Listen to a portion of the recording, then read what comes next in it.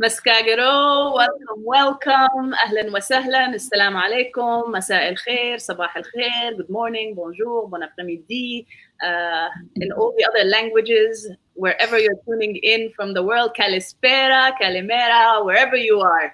Welcome, family, friends, lovers of Nubia. Thank you for joining us and coming back for Nubia Fest 2020. This panel is dedicated to the matriarch, Nubia, and her women. And we're here to learn. And I personally can't wait. We have with us Deborah, who you have heard already. And if you haven't, I highly, highly encourage that you click where it says videos on either Nubia Fest page or the Nubia Initiative and find the panel from Monday that is called the Nubian Past Scholars Building Community. That panel was pure fire. Go, listen in, tune in, listen to that wisdom, and reach out because we have all the contact information there on how you can connect with them. Today here we also have my sister, my big older sister, who is my guide, my mentor, my artist, the co-creator and co-founder of the Nubia Initiative. And also all these videos that you have seen us put on in the background, that's all her. All that creative gene has absolutely skipped me. I wasn't part of that. So it went Mama, Delia, Aya. I'm just here connecting the dots and I'm grateful for it. We're gonna take you through a journey, a chronological journey of the centrality of Nubian women, and this is perfect here. We have Jackie joining us, so we will go as planned in the order from ancient archaeological finds, which Jackie will be sharing with us, and then Deborah will be dropping some serious gems onto contextualizing this and connecting it to the need of seeing Nubia from, through black eyes, through an Afrocentric lens. And Delia will then take it to modern day Nubians, honoring Nubian women and our, and I say our because obviously I'm a Nubian woman. If you haven't, if this hasn't come through yet, Nubian. To the advancement of our people and to the society. Jackie, we're so glad that you can make it. Thank you for making the time. I should explain to the other two that I'm actually having gas piping installed. And they are still installing, so any background noise, that's them. I'm pushed into my bedroom while they work in the living room. So I have been a little fraught, and so this is not going to be particularly, what would the word be? Particularly coherent, but not kidding. But I'm not sure, oh God, let me take my glasses off. I'm not sure exactly where to start either. So if somebody could give me something that they would be interested in for me to start, I'm perfectly happy to start there. So what you have found, first, if you can introduce yourself, what you do, and why, no, I haven't gone that far. I was just starting. This is who we have on the panel, and we are going to be, as you know, this panel is dedicated to the matriarch that is Nubia and her women. In your findings as an archaeologist, as what you do, what you've come through across as your career. I know you sent me a PowerPoint presentation with some images, and I was telling them I really hope she comes through because one, I have no idea how to pronounce half the stuff in there. I can share the screen and I can put the images up. And if you'd like to talk about them as we go, if this helps. Okay, well, those ones were the topic we discussed last night. That was all they were for. I don't have a PowerPoint other than what I sent you just in case I couldn't make it. Yeah. Right. Okay. Well, to introduce myself, Dima knows something of it, but I'm sure you two don't know me at all. So basically, I'm an archaeologist. I've worked in Nubia since 1985 at several sites, Suakin being the current one, El Kuru, Hambukol, Meroe, Hamadab.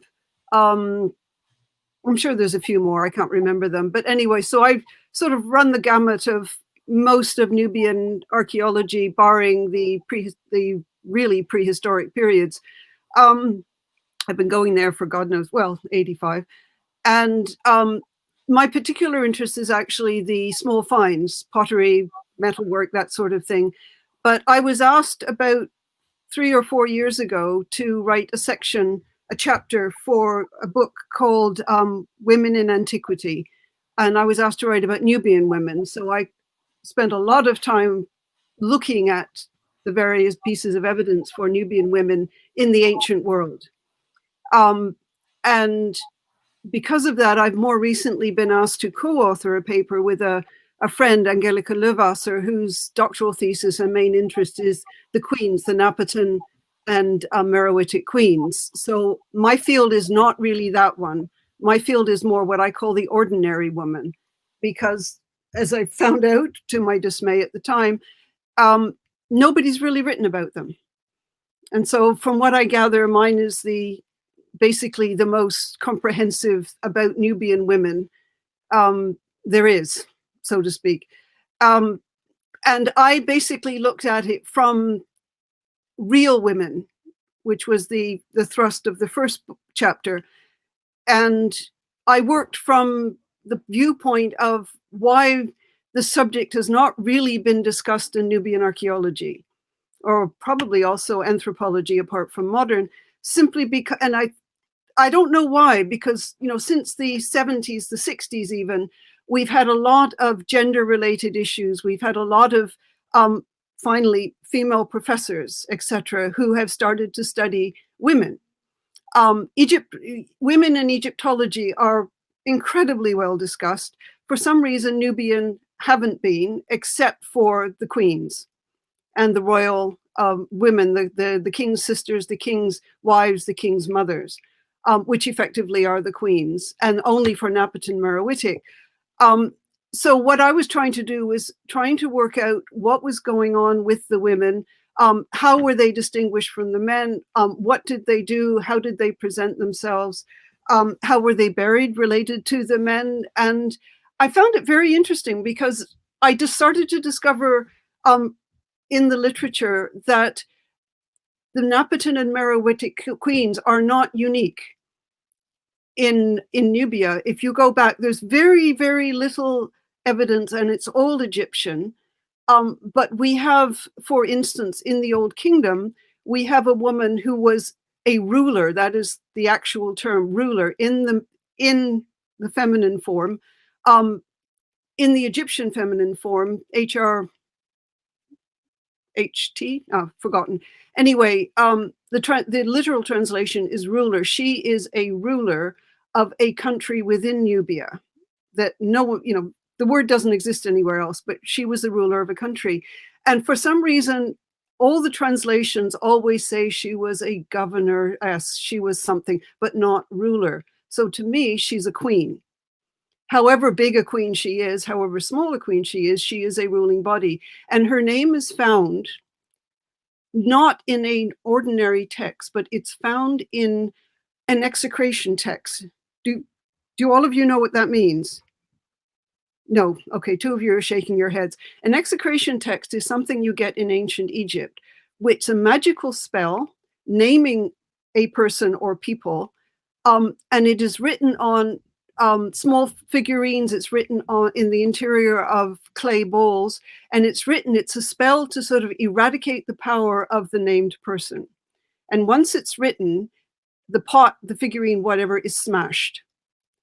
And so magically you are taking away the power of these people. And to me, it was very interesting that her name is found on there. So she was not only known, she was powerful enough that somebody wanted to eradicate her power. And that's the earliest the earliest reference we have to a royal person, female. There are some other execration texts. That's basically all you get in the Old and Middle Kingdom Egyptian. Old and Middle Kingdom Egypt. Oh, how familiar that sounds. But there are other examples of execration texts naming, sometimes just mentioning queens of or the wife of, but in some cases, again, they're named. And there is one text, not execration text, of the Middle Kingdom as well, which names 3 separate women who are not only some form of rulers or wives of rulers, but in their names, their pedigree, they list their mothers and not their father. And this is very typical throughout Nubian records, at any rate, where it's the mother, the matriarch rather than the patriarch.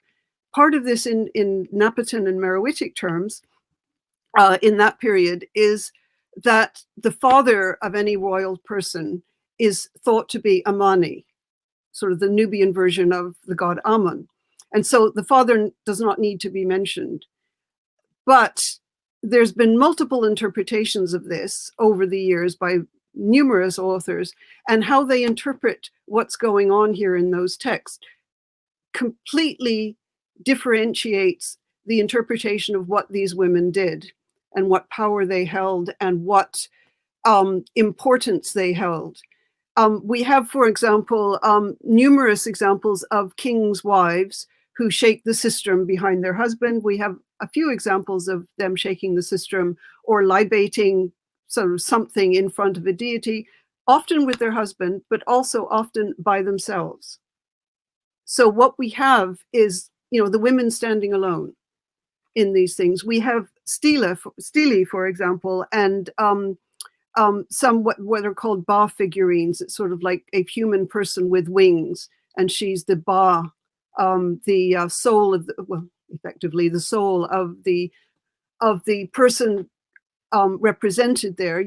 Sometimes with a name, not always, but they are standalone. They are not husband and wife. The woman is by herself. We have a stela, for example, which names the person, actually 2 stelae, naming the person, and it's only the woman there. Now, these are probably noble women as opposed to royalty. We don't know, but there's no indication of royalty on any of these. And again, that's a sense of working in their own right. In that first chapter, I talked about women, real women, women in the ancient world, I think it's called. I ended up talking about, in the conclusion, the summary, I was talking about, to me, Nubian women, at least in the ancient world, had more autonomy than anyone else in the ancient world, any other women in the ancient world within the society, simply because they were standalone. We have part of the Meroitic queens, for example, at least 5 of them ruled as queens. One we know was a co-ruler with someone else, with her husband, but there's at least 5 records where the woman is described as Kore, Qore, which is the word for king. And there are other representations where we have Lord of the 2 lands. We have various representations like this that follow on from ancient Egypt. But the thing is, all of these are women, and all these texts are written as males. So we don't have, the female ruler of the 2 lands. We have ruler of the 2 lands in the masculine, not in the feminine. And we have the term. There's not a single example where it's written in the feminine. And there's one example, but except for one thing, which is the Kandake, which is now translated as Candace. Yeah, Candace comes about because there is a fictional story of Alexander the Great coming down to meet Kandake, who was the queen of Meroe. Totally fictitious. He didn't do it, but the Greeks who wrote this thought that Kandake was a name rather than the title, and so this is why we have names Kandake or named Candace. But she originally, in reality, Kandake was some form of a not ruling, but at least a female member of the royalty. This is we don't know who it relates to. Sorry. Jackie. This is an excellent point to connect over to Deborah, who will be speaking about this specifically. Should we talk Merowitic? Okay, I'll try and skip. No, it's perfect. This is just the great foundation, because I'm hoping that we can have a discussion about this into contextualizing the continuity of the centrality of Nubian women. So you've laid the foundation for us, and if Deborah can now take us into, as you rightly said, what we do hear of Nubian women are the queens, and not much about your everyday woman. And part sort of magnified into being into the queen, the matriarch, is now embodied in well, hopefully Deborah can shed some more light through her research about what it is, whether it's the data, the core, and your work. Deborah, please. Oh, sorry, that's why you were nodding all the time. Yes. I wondered. So, yes, I'm a PhD candidate at the University of Chicago, so I'm completing my dissertation now on, I'm examining Amun and Epidemic temples. So I'm making a comparison between the temples of Amun and Epidemic, the inscriptions, the iconography, and the archaeology. You know, and the plans, etc. Yeah, they're quite different. Yes. Yes, but I'm glad that you raised. I have to keep my glasses on. I can't point see about the ordinary women in the history, because I actually, in writing my history chapter, I deal with the execration text and the Hekat Yamnis. She's the ruler of Yamnis. That's the queen. Yes, that's found in the execration text. So I thank you for laying that background. So let's see, let me go. You can share the screen, Deborah, because I don't. Yeah, there we go. All right. Oh, yes. Have you been in contact with Angelica, by the way? Yes, I know her. I thought so, yeah. Yeah, I email her. Yeah, I know her. All right, so we're talking about the Kushite kingdom, and Dima, I can't see you, so give me a sign when I need to stop, because I will go on. We can see it. Go ahead. I'll let you know if we're getting any questions. All right. So the Kushite kingdom basically ran from, and we're talking about the second Kushite kingdom. There was a previous one at Kerma, but the time frame that we're looking at is between 860 BC, approximately, and 350 AD. So that's historians break this into two periods: the Napatan period, when everything is kind of located and centered in the Napatan region, particularly the royal burials. That goes from around 860 to 250 BC. And then the royal burials move down to the region of Merowe around 250 BC until the fall of the Merowitic kingdom in 350 AD. Not the end, but the fall. And then in between there, or not in between there, but during the Napatan period, we have the period of the 25th dynasty. And those are the rulers that move out of Kush and rule both Nubia and Egypt. So there's our main region, the Napatan region there at the Fourth Cataract. This is a list of our 25th dynasty kings, and I'm going to go through this kind of quickly because I have a lot to get through. And that's where we make the change from Napata to Merowe. So if we look at the totality of the rise of the second Kushite kingdom to its fall in 350 AD, we're looking at over 1,000 years worth of history. So that's a long time, if you think about it. So typically when I talk about the Nubian royal women, I have three classes of women.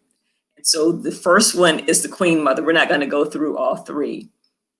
The Queen Mother I characterize as the venerated mother because she has a very high status, and we see that in the monuments and in the inscriptions that she's not only has certain power or regarded highly within the society, but she's given a lot of honor in addition to whatever power authority she has in the culture. So this stela is Pecatror. So I'm starting out with the male figure. So this is actually at the Oriental Institute at the University of Chicago. And it's of a Nubian commander. His name, and this is during the time when the Kushites are in control of Egypt. This stela was found in Egypt. So you can see that his name is not a typical Egyptian name. It's a name that's very Kushite Meroitic. And it's believed that his name signals that he is a crown prince, or he is, someone within the succession. This is the bottom part of the stela. So this is actually at the Pushkin Museum. So unfortunately, when it comes to artifacts, sometimes they end up separated. They get found in different finds by different groups of people, and so they end up separated. So this is the bottom part of the stela that actually tells us or gives us the indication of why I'm presenting him here. Like, we're talking about Kushite women. Why am I talking about a young man? And so we had a discussion at I'm trying to remember, what was the previous program we had, Dima? The Monday panel the one that we had before then, that was like a preview of Nubia Fest. Was it the academically conducted? Yes. Oh, yeah, that was for Nubia Day on the 7th of July. Yes. Mazen, if you're hearing us, can we drop that the link in the comments, please? So I believe at that time I raised the question. We talked about the vulture. The vulture is a bird that we consider as being, one that eats dead things. But in the Egyptian conceptualization, Mut is the word for mother. So as opposed to death, the vulture in this context is about life. So it's the word for mother is also the name of the goddess Mut, which are both significant in the Nubian context. So here we have Mut, F. So this is the suffix pronoun for he or him. So his mother. So the reason why we're doing this is because this stela is not about him, it's about his mother. And so his mother has other titles. So Senet Nisut, it means that she is a king's sister. Not the same king, but she is a king's sister.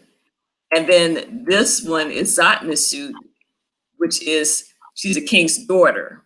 She's the daughter of a king. So she is directly royal in and of herself.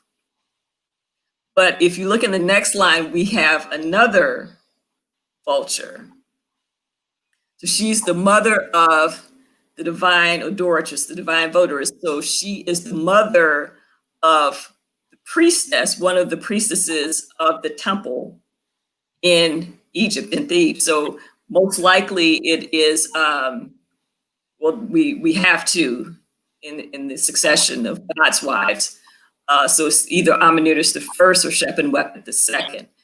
So she has two of her children in very high statuses within the Egyptian society. So her son, the commander, and then her daughter is a high priestess. But all of this is in commemoration of her. So in the stela, we find out that Pecatror had he had left from Nubia to go to Egypt to serve in the army. And on the way, his mother passed away. So obviously his mother was already resident in Egypt. And rather than send her back upstream to Nubia where the queens are buried, She is buried at Abydos. Abydos is the cemetery of some of the earliest kings that we have in Egyptian history. So the Dynasty 0 kings, the pre-dynastic kings are buried at Abydos. So that cemetery, people end up going back to it over time. So they'll start new burial cemeteries, but then kings or queens, mainly kings, will go back to kind of reconnect themselves to those primordial or those earliest of kings. So the people that really laid the foundation for the Egyptian state at its earliest times. So she is buried at Abydos. And so this stela is there to commemorate her. In addition to the stela with Pecatror, there's this other stela, which is actually the stela of her. Her name is Pabatma. And so you can see, again, at the top of the stela, we see her titles again. So Sinet Nisut, the sister of the king, the daughter of the king, and then the mother, divine mother of the divine adoratress, or the god, the priestess. So we see her name here. So this is her name, Pabatsmeri, or Pabatma. And then down here, it has her good name. Her good name is actually what we would consider someone's nickname. So her good name is she who Nip, N-I-P, loves. And you see that there's this little symbol here, which is the symbol of a mound or a hill, and then the city sign. So what is Nip? Where is Nip? Nip is the word, that is Napata. So she's the one who Napata loves. So even though she's in Egypt, she's died in Egypt, she's going to be buried in Egypt, they're, sending a shout out upriver that Napata, the Cushites, love her. So they maintain that connection even though she's being buried in Egypt. So to continue this veneration, we have Tanwatamani, who is the last of the Kushite rulers of the 25th dynasty. And this is inside of his tomb at El Kuru. Now, as pharaoh, of course, he is entitled, or as royal king, to have a big elaborate burial.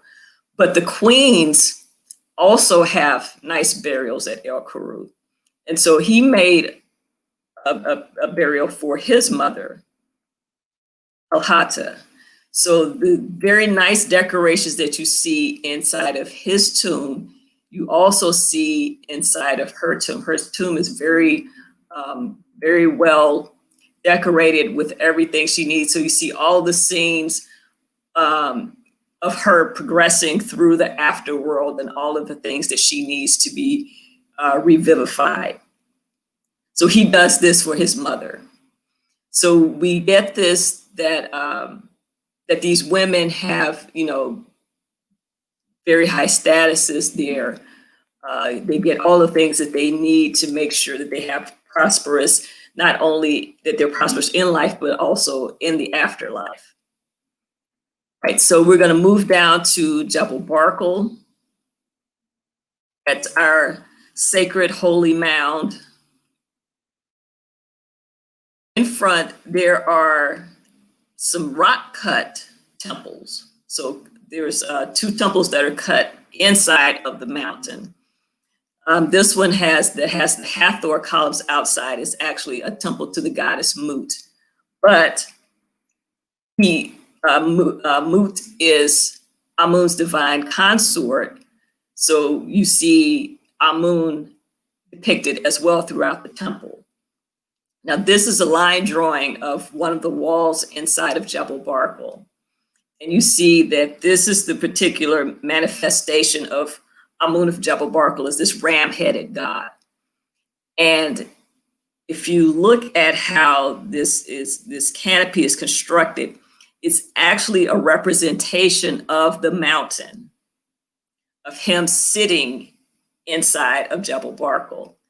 And we have Taharka here, who's making presentation to the god and goddess. And behind him is his wife. And in this line drawing, it doesn't have the hieroglyphs that go along with it. But this is from Lepsius.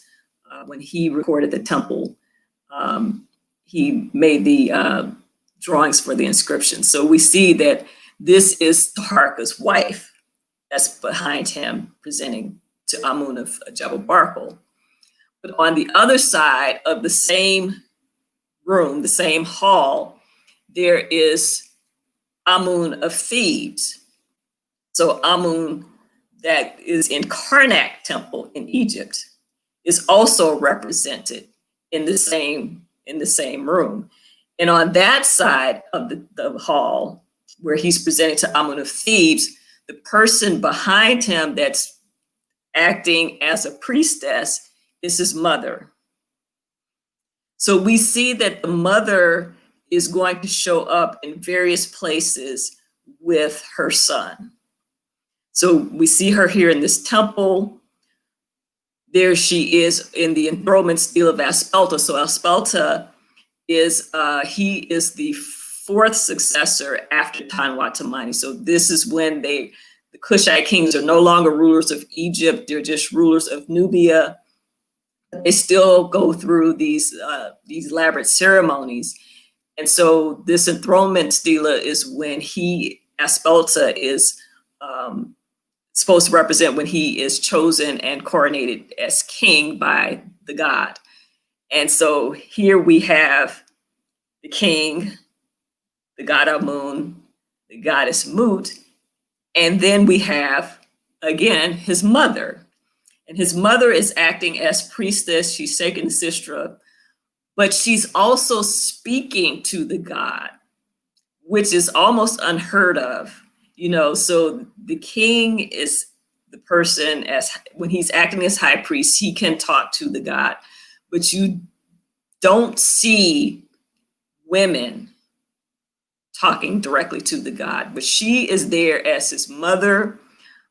She's also in this particular scene, she's also has the title of Mistress of Kush.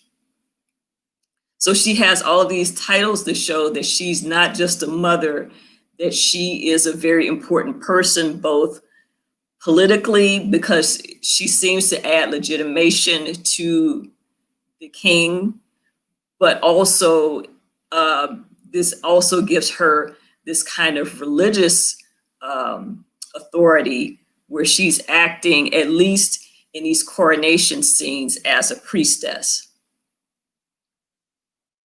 And so we also see this with Hortiotef. So you see that this is going on through time. So this is around 404 BC. Harka was, early on in 600 BC. So this is like 200 years later. We still see the king with his mother. So in this Gnosticism scene, the king is here with his mother. The person on the other side here is actually his daughter, the Zadnasut. So this is the princess, not even his wife. So it's almost like regardless of whether his wife is there or not, his daughter is there or not, his mother has prime place. She's always there. So I want to get through this real quickly. At Kawa, and we're going to go back in time, we're going back to Taharka. So Taharka built this temple. He built several temples in Upper Nubia. But this one is at Kawa, and we're going to be looking at this stela right here. So there were about, I think there were 6 stela in this front part of this temple when it was excavated. It was on a stand. This is what the stela looks like. And this is where it was found, and this is a reconstruction of the temple. So basically, if you had walked inside of the temple, you would have seen that stela right there. So it had a prized place in the temple. So who's on this stela? Well, we have, of course, Taharka, because he's the king. We have Amun-Re, so we have Amun of Thebes, so the Karnak Amun, and we have Amun-Re of Gematen. So Gematen is the name of this temple at Kawa. So we have another manifestation of Amun for this particular temple. And on both sides, we have the king's mother, Abalo, and she, again, is acting as priestess. All right, so I'm not going to read, we don't have time to read this, but this stela was erected in the 6th year of his reign. He talks about how he had prayed to the god Amun when he ascended the throne that, it would be prosperous. And basically the god had blessed him with granting his wish that the land be abundantly prosperous, that nobody's begging for food. He talks about there was this record flood that happened, not so much that it destroyed, but that it granted a lot of abundant food for the people throughout Upper and Lower Egypt. So the people were happy. Nobody was in want. Nobody was in need. And so he's thanking the god for doing all these things. Then he talks about the fact that when he was 20 years old, he came from Tasseti. So he came from Nubia under the previous king to serve in the army. And Taharka is known biblically because he was the general that went to help when the Assyrians were tormenting the kingdom of Judah, and King Hezekiah was asking for anybody to help them, and nobody would help until the Egyptians showed up. But the Egyptians were under Cushite rule, and Taharka was the general at that time. So this is, before all of this is happening, he talks about, going up to Tasseti, coming up from Tasseti to serve in the army. This is the point that I wanted to get to. So he talks about, after he'd been gone, but in Tasseti, or in Cush, the sister of the king adored the mother of the king, Abalo, may she live. So this is after and I remember I said that this was done, carved 6 years after his coronation. So this is during his year 6. So he's already king. So his references to the mother of the king is the references to his mother. So he says he departed from her as a youth of 20 years when he went to his majesty, Lord Egypt. Then, after a period of years, she came downstream to me. So this is where I talk about the veneration, because I really love this part of it. So it says, then, after a period of years, she came downstream to see me. She found me appearing in glory, meaning that he had been installed upon the throne of Horus after I had received the crowns of Re. So that means he's already been, she came down for the coronation. The 2 serpents were united upon my brow, and all the gods protecting my body. She was extremely happy as a result of seeing the beauty of his majesty, like when Isis saw her son Horus in glory seated upon the throne of his father Osiris, after his having been a youth in the nest of Chemmis. Upper and Lower Egypt and every foreign land bowed down to this mother of the king, and they were celebrating exceedingly, their elderly together with their young children, as they cheered for this mother of king, saying, Isis, when Horus received her, was like this queen mother who is reunited with her son, king of Upper and Lower Egypt, Taharka, alive forever, beloved of the gods. You will live forever as your father Amun commands, or by the command of your father Amun. An effective God who loves those who love him, who knows those who are loyal to him, who has caused that your mother unite with you in peace, so that she might see the beauty that he has made for you. Almighty King, may you live and be healthy, just like Horus lived for his mother Isis. You will appear upon the throne of Horus forever. So I really like that, because it's showing that he brought his mother up from Nubia, to see the coronation, and we see after that there are all these coronation journeys.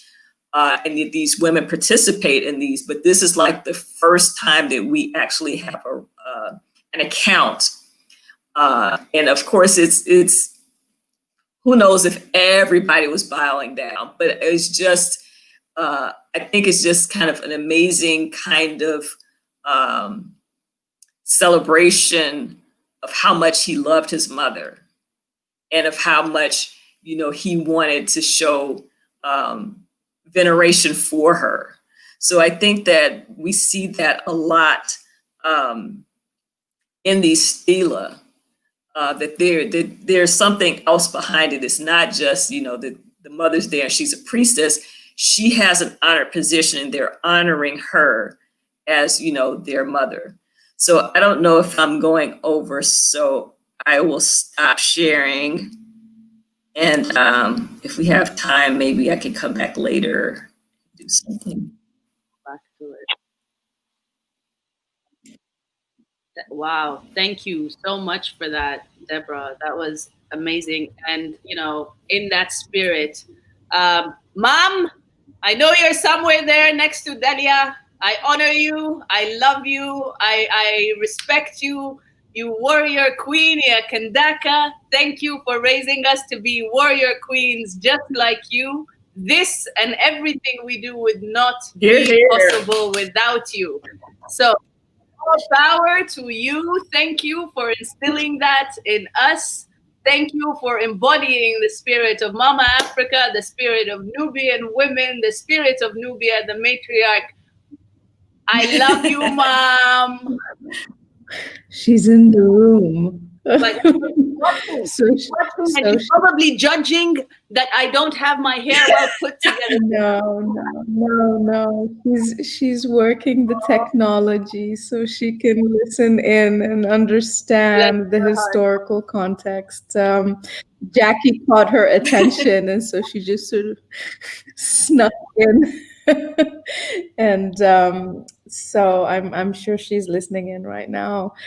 I'm astounded, honored, overwhelmed at the knowledge, the amount of knowledge that's available right now on this panel. Jackie, Deborah, I'm humbled.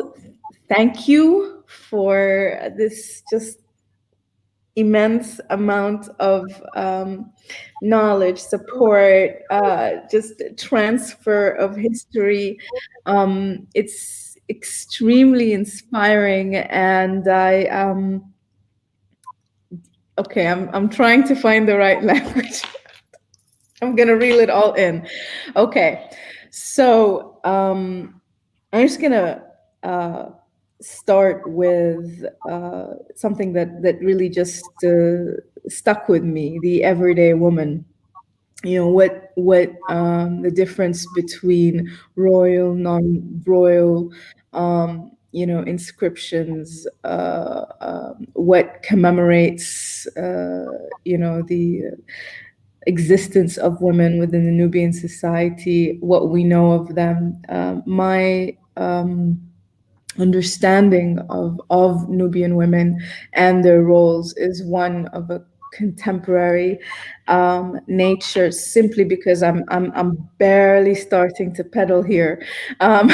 So my background is of mark making. It started out through just illustration, arts, expression, and it just went throughout my academic career over the past, don't know, maybe 18 years or so, trying to understand the relationship between the arts, documenting history and understanding the role of women and gender roles, identity through all of that, but from a contemporary point of view. And as I studied the arts and as I moved into what it means to be an artist, what is African art, what it means to be indigenous,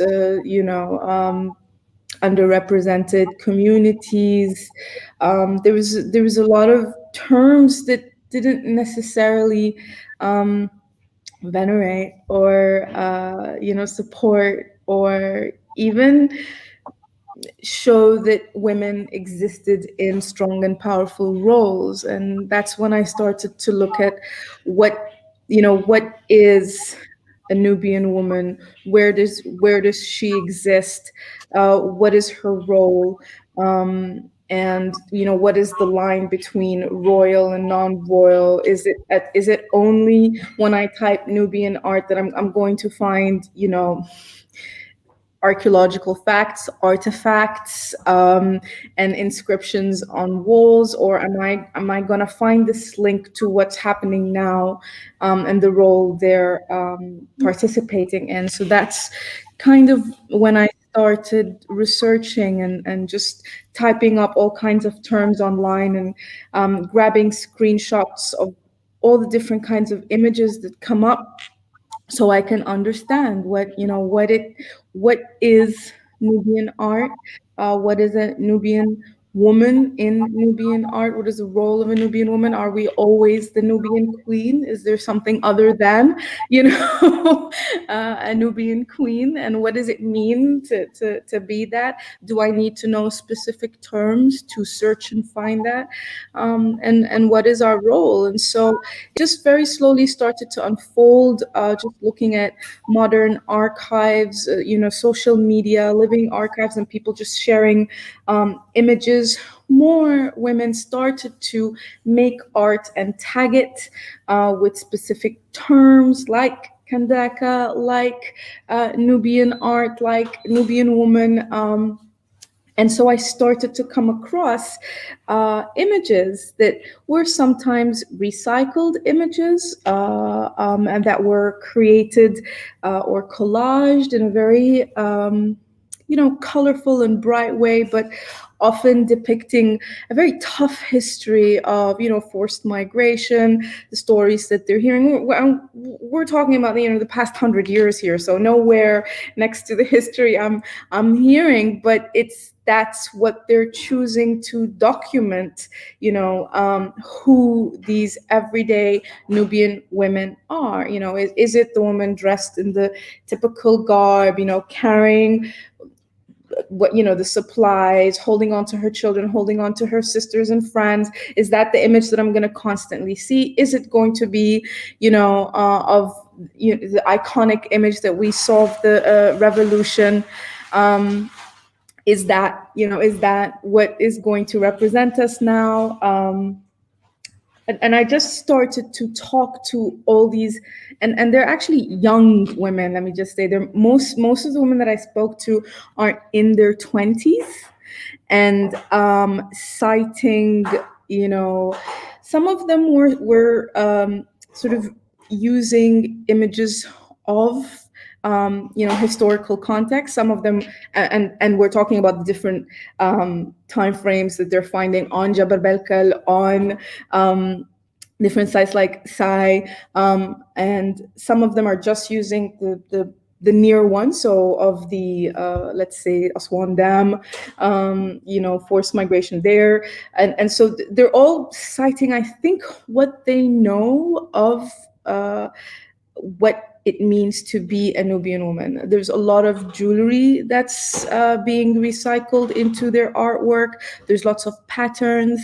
And so when I spoke to these young ladies about their influence and, what are you trying to say, about who we are, what are you trying to talk about, and why does this woman keep appearing in all these different artworks? They're often, their answers were varied. Most of them wanted to, describe the everyday woman. And so this is really interesting here because we started this panel talking about the power of the everyday woman and why we can't really find her, historically speaking. And so it's really interesting to me because I'm just thinking over the past 2 years, this just kept coming back, where is she, and that's the woman I keep seeing with different forms, different ages in these images. And I would want to share more, but I'm still compiling my own personal archive as we move forward, and hopefully it'll be published soon. But it was very interesting to me that this is what they're focusing on, and the specific age group that we're discussing here are young, either Nubian women of origin or ones that heard about the Nubian history through song in Sudanese culture, or Egyptian Nubians that also know the stories through the inscriptions on the walls and the different parts of their songs that they continue to share. So it's very much oral histories here that are participating in this marking system that they're trying to create for themselves and in documenting the everyday woman. One of the terms that I constantly heard was the kandaka, right? And I think that happened right after the Sudanese, the latest Sudanese, I don't know what to call it really, uprising, and the women that were. I will interrupt you here, and I'm speaking in my personal capacity. You can call it a revolution, and you can't say after because revolutions don't stop. We haven't stopped. The revolution continues. I'm an artist, so it's just. And you understand revolution. And so I always ask the same question, what is that term? What role does it play? Why did you choose to use that hashtag so I can find you? What is a Nubian queen? How do you identify as Nubian? And the common trait I find in all of these artworks were, very strong references to pattern, markings on the wall that they've appropriated from temples. I've also found a very strong sense, a blend of illustration, photography, and printmaking. And so it all has to do with this need to mark their place now. Right now in history. Is there a reference? I don't know. I'm definitely going to start researching more, Jackie. I'm going to be in touch, Deborah. I'm going to be in touch. I'm very interested in hearing this because I don't know why now that there's this need to document what or who the Nubian woman is. And I see her. Jackie, I can't hear you.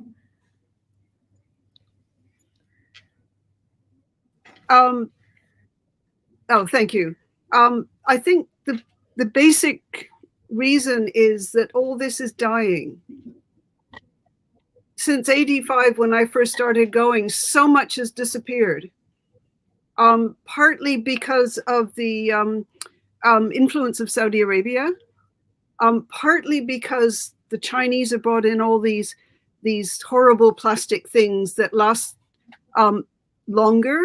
Although I have noticed I haven't been to Sudan in about a year and a half, 2 years now. But what I am finding in the last few years, and only the last few years, the women are going back to producing in the old ways. They're making the new, God, my mind is blown, sorry. The new woven date palm mats, that where they had plastic before, because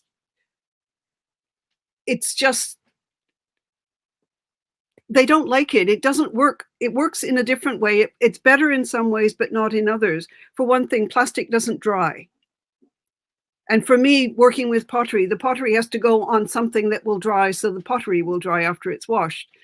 So I've been, there was a time when I just could not find any of these mats. Sorry, I've just blanked out on the name too. And all I could get was plastic, which is totally useless for me and totally useless for some of the, the households, because they just didn't perform the way they were needed. It's just that they lasted longer, so people bought them. Plus, they were new. But a lot of what's been going on for the last 200 or probably a lot longer years is dying. And I think this is why they're starting to realize it's got to be recorded before it goes away completely and everyone forgets how to do it and how it is done and what it means and all that. One thing I could ask you, although it will expand your studies considerably, it would be very interesting to talk to women who grew up under the British Mandate, if you can find them still. They'd be pretty old. Women who grew up in the 60s, late 50s and 60s, because that's the beginning of independence, the initial years of independence. And then God, I've forgotten when he came to power, but the people under Numeri, the people who, the women who grew up under Numeri, the people who grew up under Bashir, and then, the very younger ones who really were not affected by Bashir, but that would take a couple of years before you can get to it. Because I have noticed over the years that it's become much more rigid. Everything's become much more rigid, especially for women. When I first started, everybody wore the tob. Yeah. Everybody. And now the younger generation is all wearing the Arabic hijab. No, not hijab. God, I've blanked out. Sorry. But the Arabic. What's it called? Yeah. Adab. That's it. Yes. Sorry. Like I said, my mind is gone. But and it might be simply because the young are rebelling against their elders, or it might be because of Saudi influence. I don't know. I've just noticed it whenever I go there. It's been gradually disappearing. And I really have to. I've seen really that as well. Yeah, I mean the modern stuff that comes in is polyester, which is not great in Sudanese sun, but and the Arabic costume is the same. So yeah, I don't know why, because Sudan produces some very decent cotton. But anyway, I just find it would be very interesting to get opinions from the different age groups who grew up under different circumstances. I must also say that the artists that were able to speak to me freely and share their artwork are predominantly those in the diaspora. So that's something I noticed as well. So I'm also put that out there. Yeah, they are so different from the ones who live there. But you might also try and talk to women in terms of art. I mean, to me, art isn't just painting and sculpture. To me, art is things like the baskets. Absolutely. And, yes. I've just recently acquired a... yes. I was going to say something about the baskets. Yeah, exactly. Yes. Oh, believe me, I've got them all over my flat. Yeah, and the tabak as well. I've got so many tabaks. But, these things are artwork as well, and people don't tend to recognize this. Very much so. That's part of my proposal for my upcoming PhD. So there's like 2 chapters dedicated to that. The difference. Oh, good. What makes craft art and what is accepted in museums and what is not, and what is everyday and what is art, and it is very much. One thing I found in the last 20 odd years also is that they're taking the tabak and other standard traditional artwork, and they're changing it into something for tourism. Like you used to be able to get tabaks by themselves, but now you get 2 of them sewn together with a flap and it's now a purse, which is totally un-Sudanese, but they sell it in the market. But I recently acquired in a car boot sale, actually, a whole bunch of ostrich eggshell beads, because the string had broken and whoever had it wanted to, didn't want to get rid of it, but didn't want to restring it. And so I sat there and I restrung the thing. And it occurred to me, because ostrich eggshell bead necklaces look really, really simple. But if you think of all the work that went into producing a single bead, and then all the work that it takes to actually string those beads together, it's an incredibly time-consuming thing, which means it's rather expensive. And I mean, that to me is an art as well, even though it's very simple. It's the background work that takes it to a next level. All those little mica figurines and inlays and so on pieces that, especially at Kerma, in the Kerma period, those things are incredibly difficult to cut. And so the number of wasters must have been huge. And again, that's an artwork. It's a skill that you really need to take a long time to do. It's like the apprentice system in Renaissance Italy, for example. You have to start with a person who knows what they're doing and teach you. I had one time when I think it was somewhere in Germany. I went to a Nubian conference, and I met a man who described to me what you have to do in order to get those little palm fronds sufficiently supple in order to make those baskets, the gufaf and the mats. It's so much work. It hadn't occurred to me that the gufaf are very simple things, but in order to get the material ready, it's an art in itself just to do it. So these little gufaf that you buy, for the equivalent of 50p or something, 50 cents. You're all in the States. There's an incredible amount of work involved there. And I was madly scribbling all the little, stages that somewhere in my flat, which is, have a look at it. That's just the bedroom. It's not the living room. It's even more crowded. Somewhere in my flat, I've got the piece of paper that tells me how to do this. But and one day I'm going to have to find it and type it up, put it on my laptop. But it's the skill involved. It may not be art in the traditional sense, painting, sculpture, and architecture, but it is indeed an art that really does need to be studied and passed on down the generations, because with all this stuff that's coming in now, it's all dying. And yes. To give you an example, there's one person in the UK who does something called four painting. And now four painting, yeah, I know it sounds weird, but basically you take a book, there you are, and you have it down like that, and you make a painting on it, so that you have a picture there. And there is exactly one man left in the UK who does this. Sorry, when you get something like that and you paint here. Sorry, can you see that? Sorry, it's too low. Oh, yes. You turn the book on the side, and there's literally one man left to do it, and he doesn't have the time to train anyone. So this is a great segue for me to get in here and say that, first of all, thank you so much for this wealth of knowledge. And before I get into what I wanted to say, I just wanted to point out that in your presentation, Jackie, you were talking about excretion text, and you were asking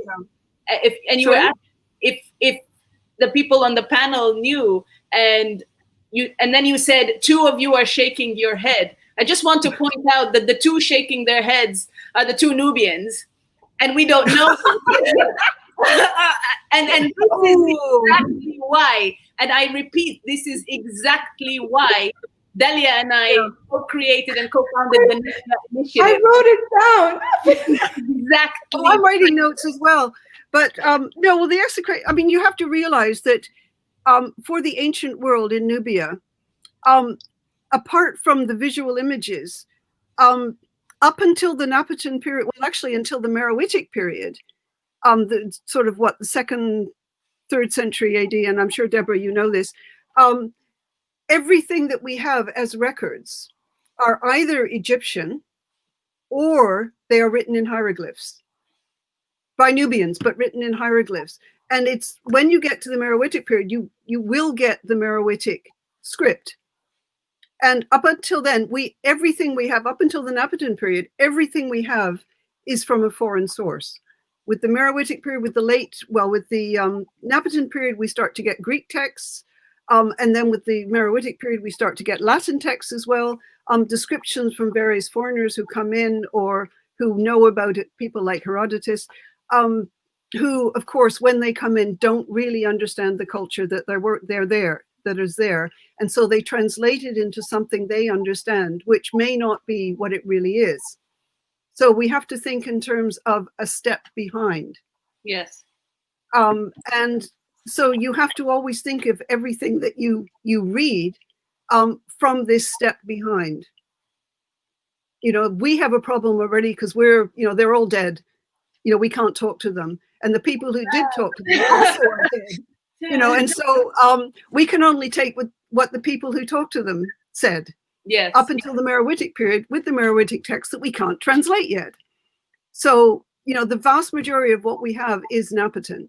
But before that, we have only Egyptian. But I could point out that even though the text doesn't show up until, Deborah, you can correct me if I'm wrong, but 3rd century BC, something like that. I can't remember when the Meroitic script appears. But if you go back to something,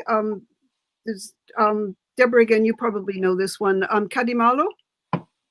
You know Kadimalo. Okay, Kadimalo is an image of probably a queen, which was inscribed onto an earlier temple at Semna.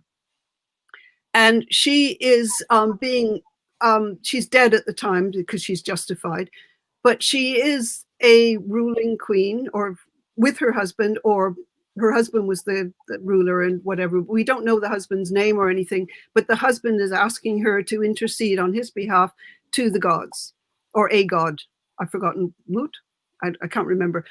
Sorry, my mind, like I said. Anyway, but the thing with Kadimalo is her name is Meroitic for good woman. So even though the script isn't there, the language goes back until whatever the date of this thing is, and it could be 11th, 10th, or early 9th century, it's debated. But it's that early, it's before the Napatan period, we already have the Meroitic language, although we don't have the script. So there's a lot you don't pick up when you study unless you really go into it in great detail. And with the Meroitic period, most of what we have is imagery. For the Napatan period, we have imagery, but most of what we use, as Deborah, you did, was the hieroglyphic text written by Nubians, but the hieroglyphic text. And you also have to remember that most of those texts are royal, and therefore they're not writing for us; they're writing for their subjects. And so there's an incentive there. There's a rationale behind it. So we're getting, for instance, the king saying, "Do this," or my favorite one, which is Aspelta, I think. I could be wrong again. And this is particular to women. He says, do not harass the widow. Which is, to me, is a statement that even the king is involved in protecting women, or keeping the women, not keeping the women, but preserving the dignity of women. Yeah. Helping them, for instance. I mean, and you think, and sorry, I'm migrating back to ordinary women again, but you have the women. There was a study done by at Tulane University, I think, by I think she was an undergraduate or a graduate student who eventually sort of left the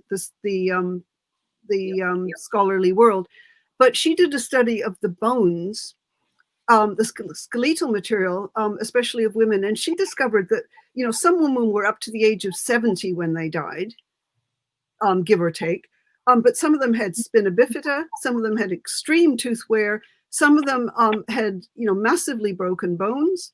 Some of them had osteoporosis, you name it. And these women lived to this age, which means, and some of them, like spina bifida, they were born with it, which means somebody kept them going for up to 70 years, which means there is, either family or village or even up to the king, somebody who kept them going, who protected them, who nursed them, who whatever them.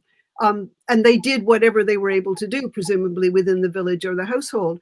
But, they were not discarded. They were not sort of, why are we looking after her? She's not contributing very much, that sort of thing. So there, it gives you an example of the social conditions. On that note, if I may, because we're having questions come through, but before we engage in these questions, I do want to pick up to answer Delia's question as to why now, at least from my perspective, from a personal perspective, what I've been engaged with, but also onto what you were saying, Jackie, as far as the apprenticeship of passing on this art of creating, and that's one project that the Nubia Initiative is particularly very, very engaged in. And I'm going to be switching hats here. I'm going to be speaking on a personal capacity and as the Nubia Initiative, because the Nubia Initiative is the non-political organization. But to answer your question as to why now, Delia, I think that's a very political question. And for that, I will take my TNI hat off and I'll put my personal hat on, and I will tell you, it is because we are rising and it is time.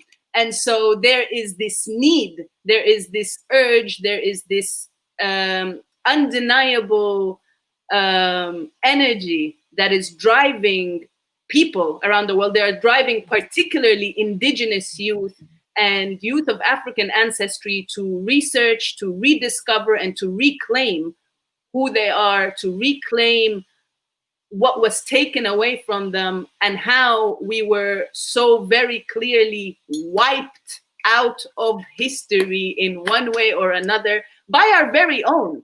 It starts with acknowledging the elephant in our midst and the elephant that's trying to trample us and move over us. You know what I mean?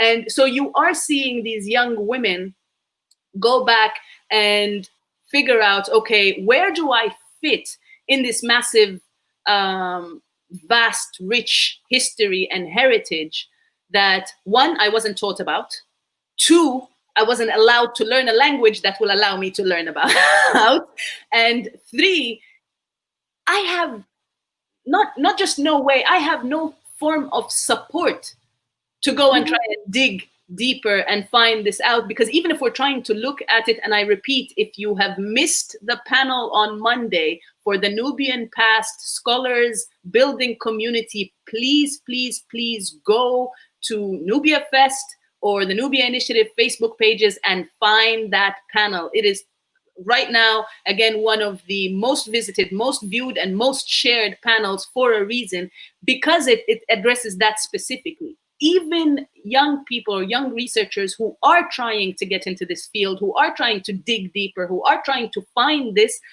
do not have the support or are actively being kept out of this. Oh, why don't you go study Egyptology? It's just better there. It's just like, it's bigger. Nubiology is just like this footnote. Why? Or, we have better than it was. Sorry?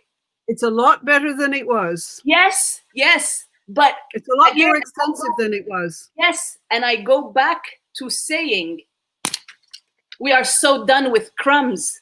We are so done with crumbs. We are so done with saying it's better than it was, because it wasn't supposed to be that. So now I know. We can't say, we'll have one scholarship. Nah.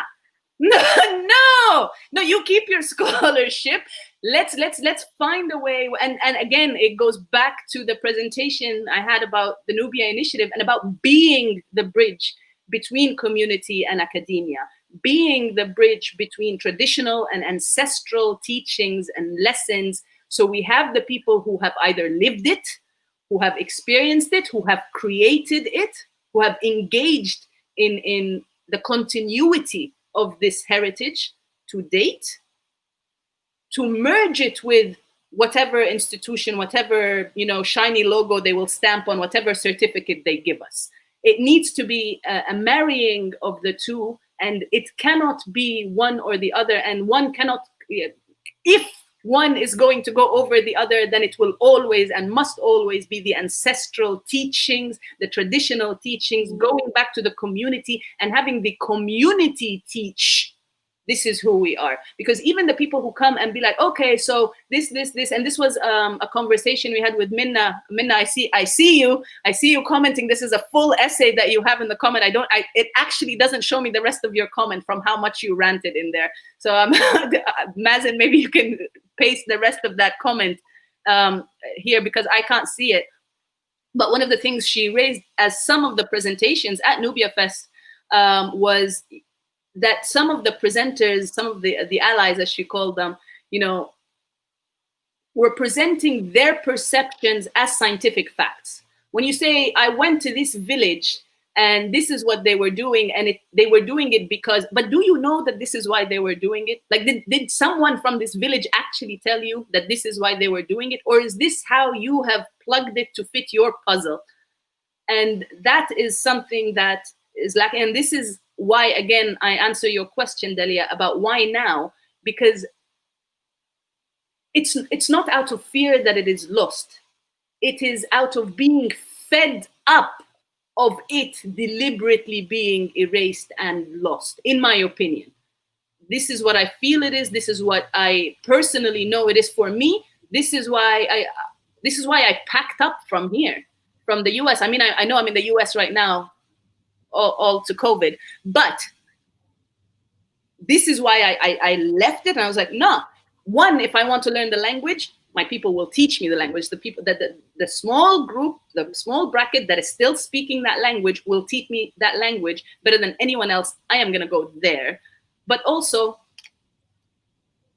the heritage. Yeah, yeah. This, I can't say, I definitely didn't do this. Because this was the hardest part here, starting this part here. Oh, yeah. But I helped in doing this, in learning how it's done from scratch. And as you rightly said, you know, the steps of doing the rug, and I think I remembered the rug, and I so excitedly yelled it in the middle of your presentation. It's burush. Baruch. No, that's the plural. I looked it up. No, that's the plural, baruch. I don't know what's regular for me. Sorry. Yeah. I've had too many gas pipe problems in the last few days. As long as it's that, I do want to share British singular, Mazen said. Yeah. My dictionary and walking translator from Nubian to Arabic to English. I do want to take a moment to share part of what we're doing again, and in going and learning, seeking this knowledge from people who have done it. And as much as I was laughed out of pretty much every room and every village when I say, can you teach me this? And can you say it in our language so that it's recorded as such?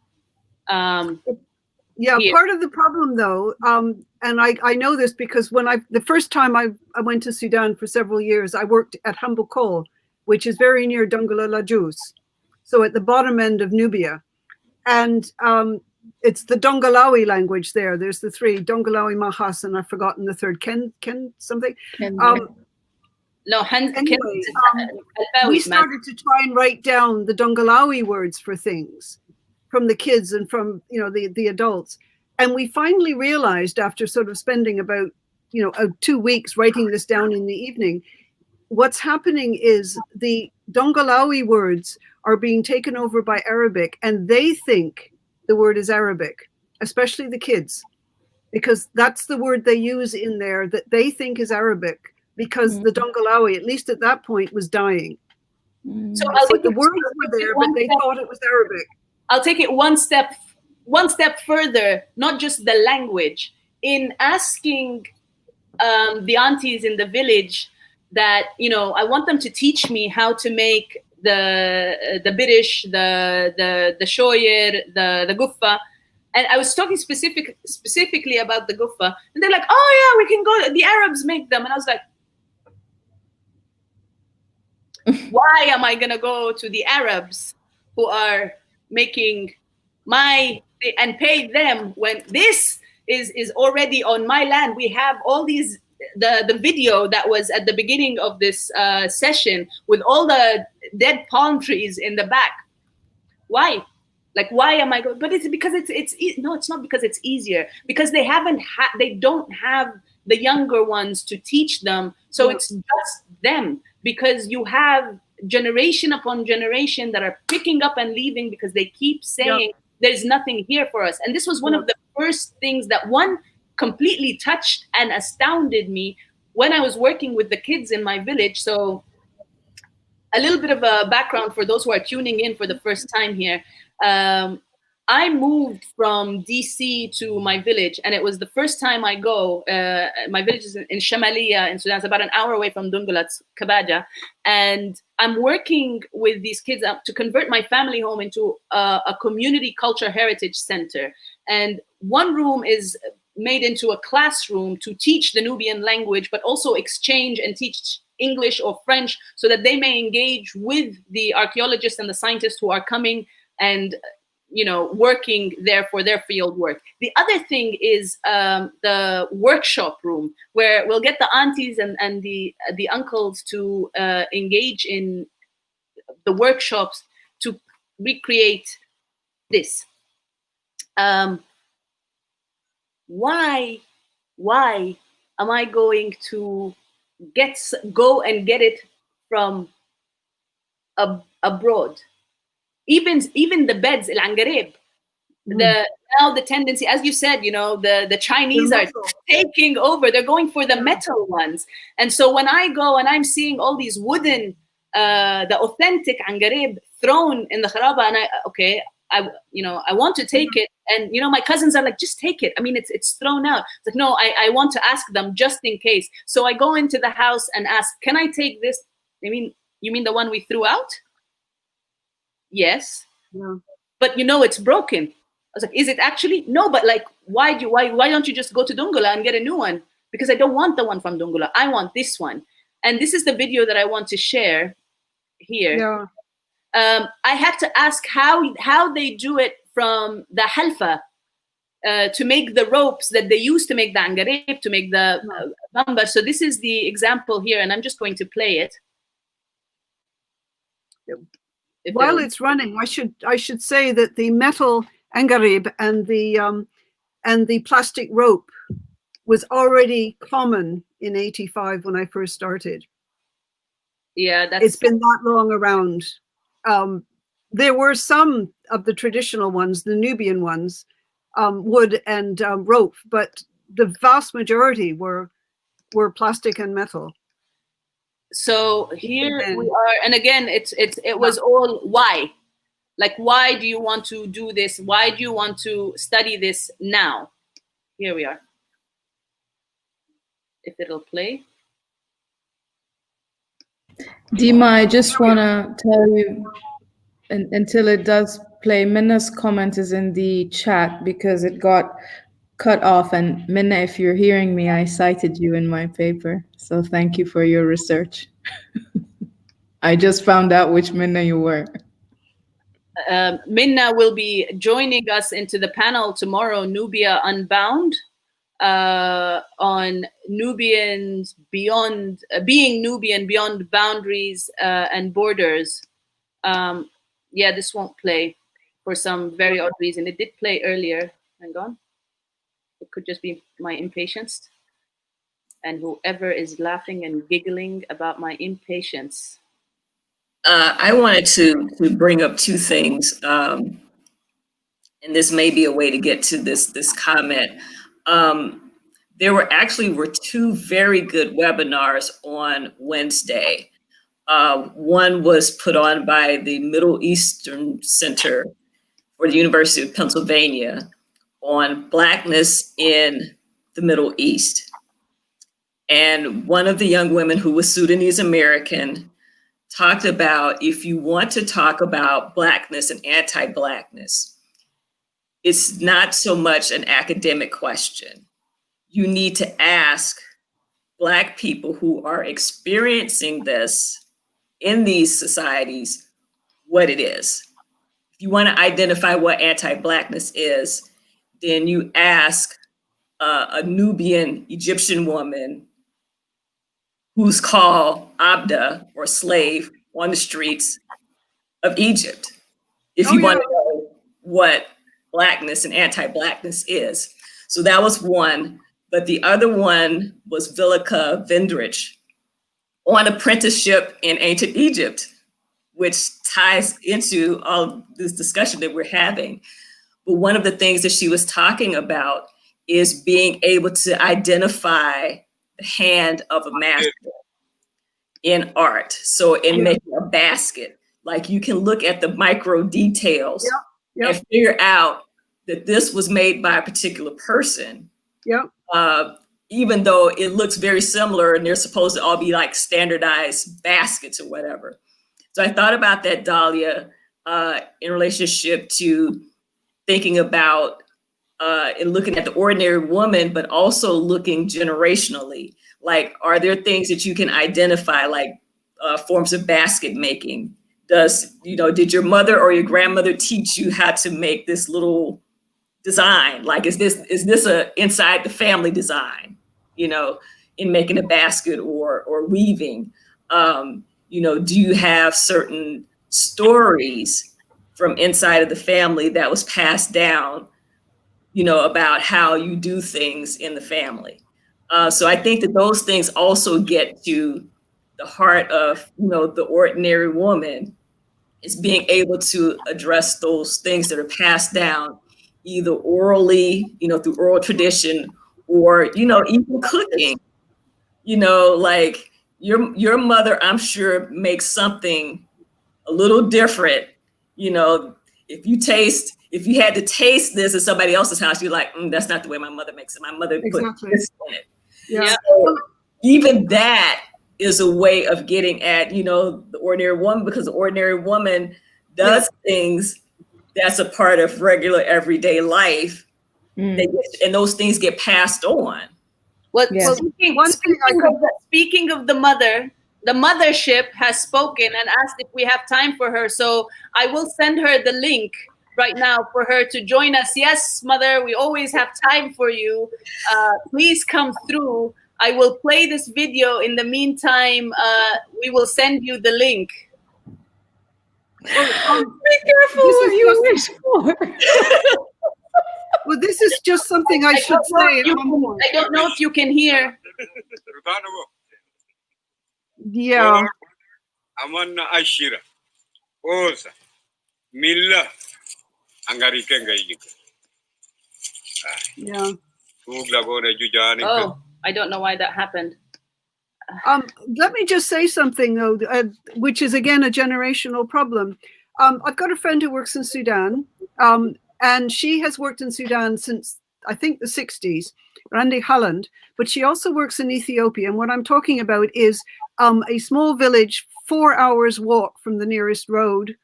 I think it was 4 hours, no, 4 days walk, which was doing ironworking, iron smelting. And I think this can be applied to other skills as well. But she was telling me at one point that when they made a film early on, they went there, they made a film about the process of smelting iron, and they interviewed the people, and they filmed it. They put a film together, and they went step by step by step. This is what you do. And about 30 or 35 years later, they went back again, same village, sort of the same people and descendants of, and they did the same thing again. They interviewed the people, they filmed the stages, etc. And they noticed that some of the stages weren't there in the second film because they were no longer practiced, because they were forgetting what all the stages were. And so they were just telling you about the certain ones. I mean, it's sort of like, I hate using the term now because it's not politically correct and I can't think of another one, but Chinese whispers, if you know what that is. Yes. That's the sort of thing that's happening, because they're not being directly taught. They're learning something and then they forget some of it, and then they pass on that and they forget some of it. And so you're gradually losing the detail over the generations because they are not doing it, from childhood and learning every single step and continuing on with their teacher. And this is something that and then moving away, and they know some of it, but they can't remember all of it. And what they pass on is what they remember. And so this is something I've realized in trying to document these different steps, and you'll find them sort of completing each other's steps or phases or phrases even, but no, this wasn't how it's done, but no, you add this, and then you see them trying, like they pause to try and remember, and and it's really a mix of emotions. Okay, so I'll play this video now, and I hope you can hear it, because he starts speaking in Arabic, and then they remind him in the background that I asked for the video in Nubian, for him to speak in our language. And you'll notice that he says Rutanago, and I keep telling them, stop calling it Rutanago, because that's what they used. That's the term they use to demean and belittle the language. It is a language, and any other thing is trying to make it a either an accent or a dialect or gibberish. It's like calling it gibberish, and but it's not though. So here he's explaining how they did the ropes. Milla لا بنحيشه رضانه غورة أمنا أشيرة أوسا مilla angarikan gayiku tugla gona jujani kes angarigo gayiku isa koni bala sigak and here he says, okay, here it is in Nubian. Towards the end, he says, here it is in Nubian, because I when he said Rutanago, he could see me behind the phone. I'm just like, no. And I'm trying to say, no, this is what it is. And actually, I'm very grateful for him, because no one else in the village would teach me that specific technique, because apparently they had already put in their mind that I am not all there because I packed up and moved. And they were telling me that this process is going to cut and tear my hands, because the halfas are very sharp. And especially if I'm going to keep doing that, it's going to be sharp. So he didn't really know me, because he's not from the village. He's related to the village, but he's from the other side. So he was coming over, he was like crossing over the Nile. And I was there for sunrise, and so I called him. I was like, I'm trying to look for the things that make the ropes. And he said, oh, it's here. And he just picked it up and was like, will you teach me? He was like, yeah. I was like, okay, when? He's like, right now. I was like, I'll record you. He's like, yeah, and whenever you're ready, we'll do more. And he kept going. And I have a series of videos where he went through the steps to document this. And it's the same thing. We just need someone who knows these steps, who's willing to teach. And for the longest time, because I was studying it or trying to find this out from afar, I believed or bought into the fact that no one really knows, or those who know aren't there anymore, or I won't be able to communicate with them because I don't speak Nubian and they don't speak Arabic. But the truth is, some of them do. Now, they were young when they learned it. And so the mix of emotions that you see as they try and retrieve this back, whether it is him with doing the ropes, or Siti when she was making this, or or any of the other aunties as they were teaching me doing the woven, the bracelets, or otherwise. Like, you really want to learn? I was like, I really want to learn. I don't just want to learn. I want you to teach others, because and I know you said this is very un-Sudanese to have the tabag and make it into a bag.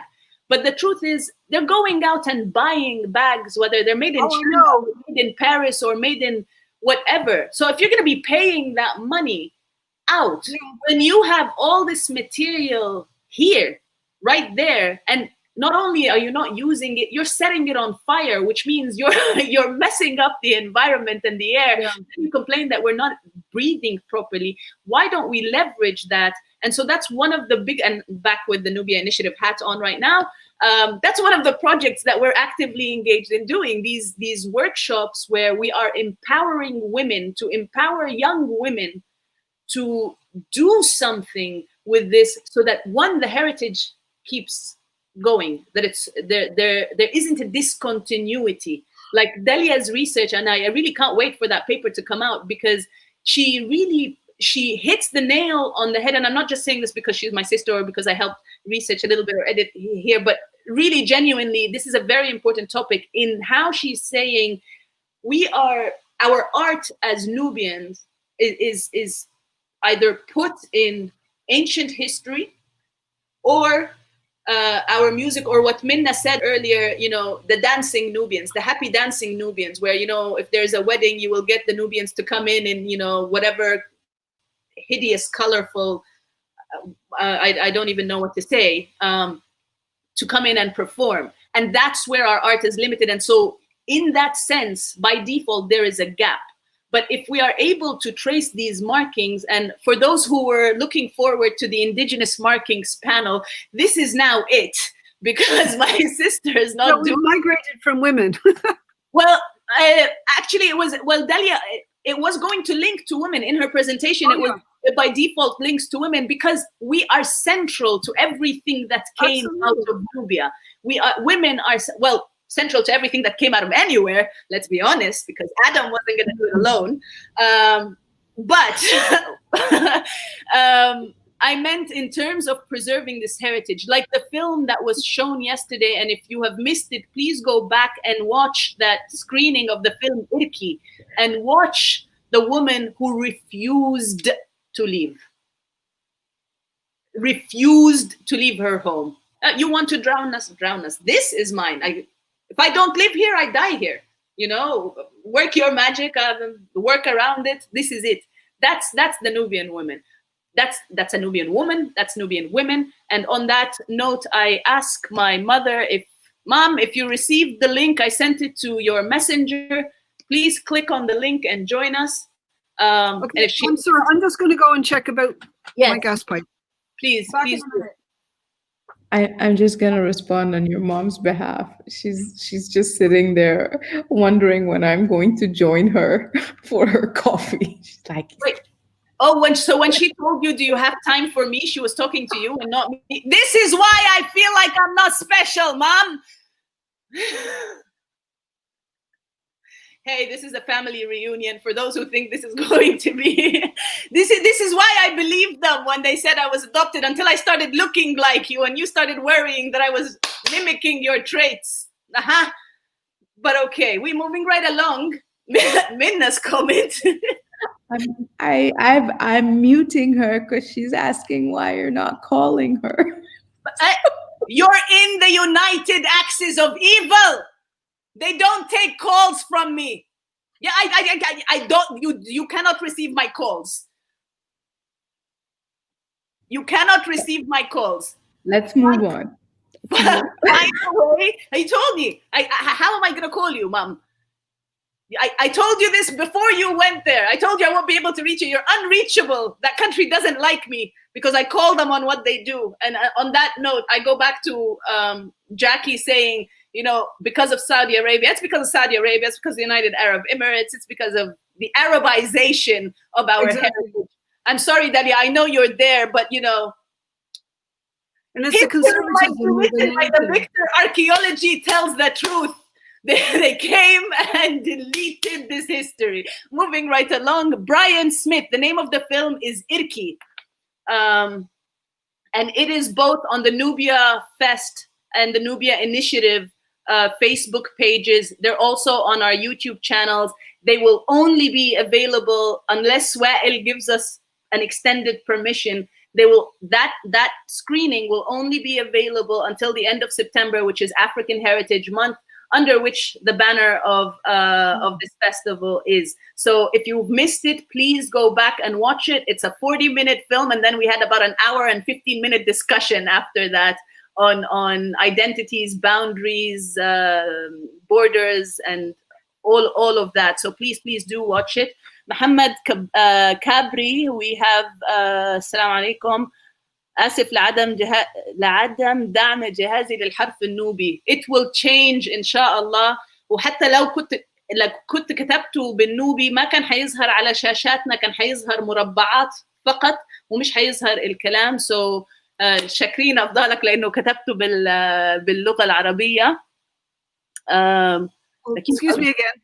Go ahead. I just ask you, أين يفقد أين الدلياق? Dalia, can you show if you can switch the camera off if Mamo show on and read that for her لأنه لو ده عربي أنا مش I can't read it. Minna. Okay, Deborah, do you have a response to Minna's comment? I feel like given the work we've been working on, and by the way, I think the presentation you were talking about the vulture was Deborah's Solange's presentation for the Society of Black Archaeologists, but we should definitely have it again for the Nubia initiative, because I can't tell you how many dots that connected to me just by bringing out Mut and the vulture. Mm-hmm. So for Minna's comment, Minna says, thanks for this highly informative discussion. I have a question, however, about the way in which we study Nubian womanhood. Afrofeminists are pointing out the disparity between the Western perception of African womanhood and African womanhood itself. For example, Ife Ada Amad to the misconception about matriarchy being a mere reverse of patriarchy and the fact that other horizontal systems have existed. Oyeronke Oyewumi understands African positions of womanhood in terms of matripotency and not matricentricity. I wonder if all these women in antiquity are perhaps understood through a Western I guess, lens of hierarchy, a lens unable to perceive another system or epistemology. And that is why they are often mentioned as secondary actors. So, yes, so especially dealing with, so that's the reason why I was bringing out those titles for the queens. So especially in Egyptian, so people tend to think in terms of patriarchy. That, you know, you have the succession where the man passes on his titles or his offices to his son.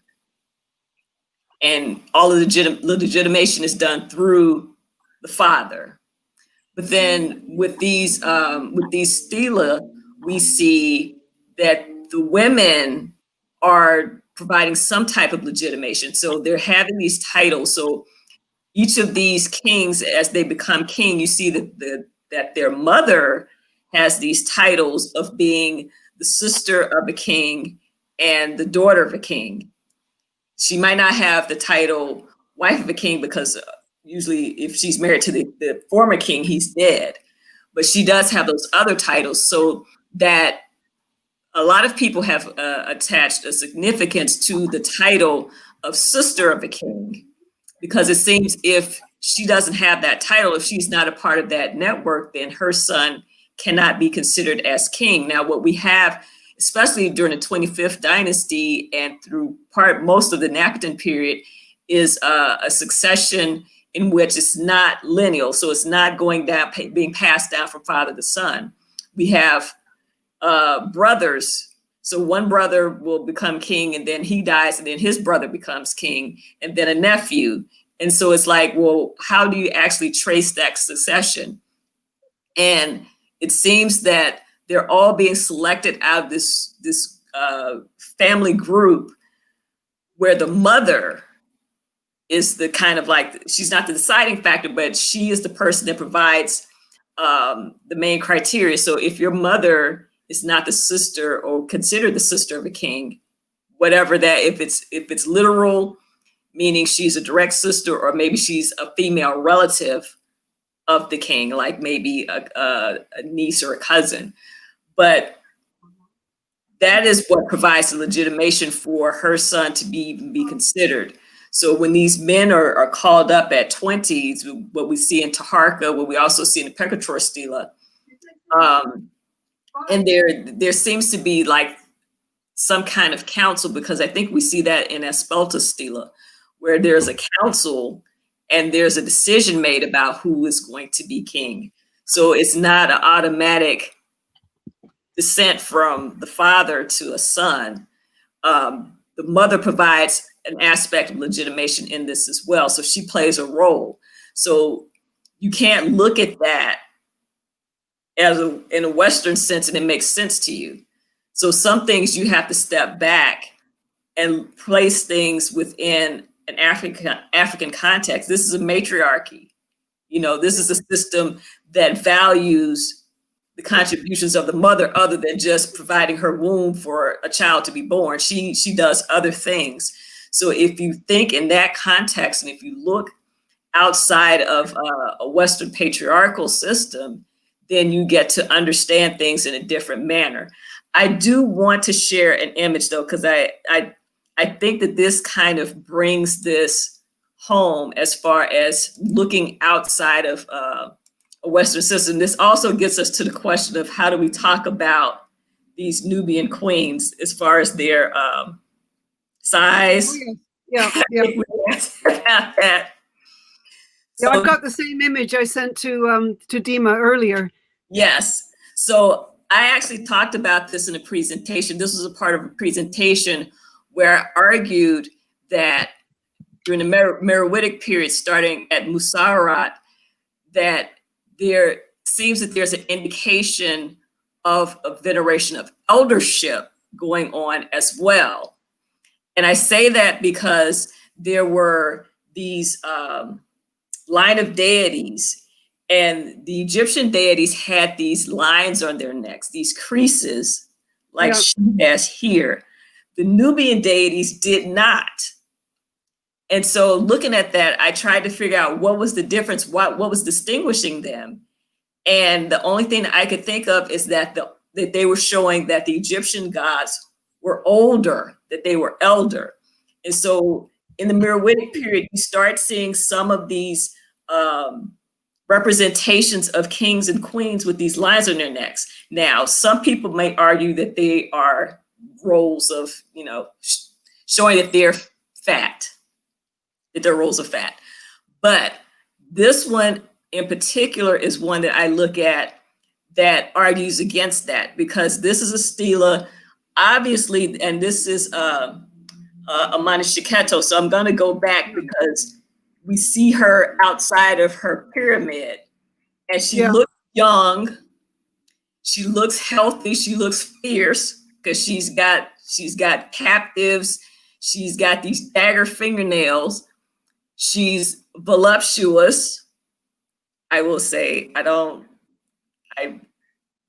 believe in. It doesn't actually fit. I've looked into these words.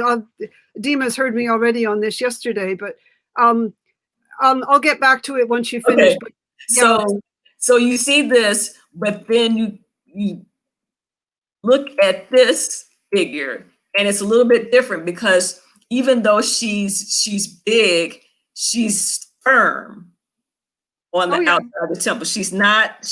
There's no sagging. This stela, you see, her arms are flabby. So it's showing to me signs of age, but it's not in a disrespectful manner. So I argue that they're showing that this is a woman who has served as queen. She served as ruler for all of her life, basically from her youth until old age. And they're showing her at old age. The goddess Amasimi is giving her life. So she's breathing ox into her. So she's older. She's still going, but she's older, and they're not afraid to show that she's older, because now, instead of, you know, someone becoming older and it's being looked upon as a weakness or a frailty, to me, it's showing, again, the word veneration. There's respect that this woman has acted as the reigning ruler, you know, all the way up to her old age. And I've shown other images, but to me, it also gives her a kind of like mothering look. Like she's a woman who has born children. And in a similar fashion, she has like nurtured the nation. So she has been the mother, not only of actual children, but she's the mother of the Kushite nation, the Kushite state. And so they're showing her as a respect for her eldership. So if you look at that in Western terms, she's just old and fat. But if you put it in a different, if you look at it matriarchally and you look at it within an African context, then you look at this image in a different way. And so that's what I want to get to. And that's my answer for Minna's question, I guess, is that we have to start looking at things in an African context and not try to mold things into Western ways of thinking, because they weren't thinking European. They were thinking about the way that they were in existence right there in Kush, which is in Northeast Africa. Well, this is one thing I've been working with, questioning. Well, other people have been questioning as well about the presentation, especially of the Meroitic queens and the Napatan queens, and going back earlier as well. I've come to that makes sense to me. That does. But I've been looking at it from a different perspective, which is that I don't know of any queenly portrait, especially Meroitic, where she is young and thin. She's always this, big, wide, whatever you want to call it. I call it proportionally overweight. But you can't find Meroitic queens young and thin. So either they're always old, or there's another reason for it. I mean, personally, I work on the principle that they're always shown like this is because this is the way the queen wants to be shown. There's no way in the world that a Nubian artist is going to show the queen like that if she doesn't approve. Exactly. I also work with the idea that following the especially sub-Saharan African principle, that, and it works in other places as well, that what you're representing is power and wealth. Yes. You can eat. You've got plenty to eat. You've got plenty of power. You don't have to work in the fields or whatever. And so this is when you gain the weight. So this is a representation of somebody who has power and wealth. The age factor I hadn't considered. I hadn't even thought of it, so thanks. But I've come across, and I've also found a distinction. It's not absolute, but the distinction between two-dimensional representation and three. Because if you look at three-dimensional representation, they are thinner, and it works more or less with the idea of steatophagy rather than what I call proportionately overweight. Steatophagy is when you get the excess fat between your waist and your knees, basically. And it's a genetic thing. But you will find earlier representations and two-dimensional representations, and you saw it in that stela that you just showed now, where you have a narrower waist than what you would think proportionately, and larger buttocks and hips than you would think in relationship to each other. And that is a form of steatophagy, but it's also, again, the way they were represented. But I make the basic distinction, not always there, that two-dimensional is more steatophagous, and three-dimensional is more steatophagous, proportionately overweight, and this is the only term I can come up with, for the two-dimensional representations. Napatan period, you seem to get both 2 and 3D steatophagous shape. Go back into Neolithic, go back into the very, very few examples between Neolithic and Napatan. You get the steatophagous figure. It's only really Meroitic queens, two-dimension, that you get proportional. It's not always there, but if you take a look, for instance, at I can never pronounce her name. There's a stela, high relief stela of a woman, a noblewoman stela, where she's shown frontally, and she is incredibly steatopagous. You know, she's got a really pinched in waist. She's got really, really wide hips. And to me, that is also coming from Egyptian art, which the Napatans tried to, no, I shouldn't say try to emulate, but everything was based on it, but in their own way. But it's Ptolemaic art. Ptolemaic Egyptian women look like that as well. Going back as far as Akhenaten with the change in representation, Akhenaten, you see this all the way through in Egyptian art, and it's that period also where you get most of the influence from Egypt in Nubia.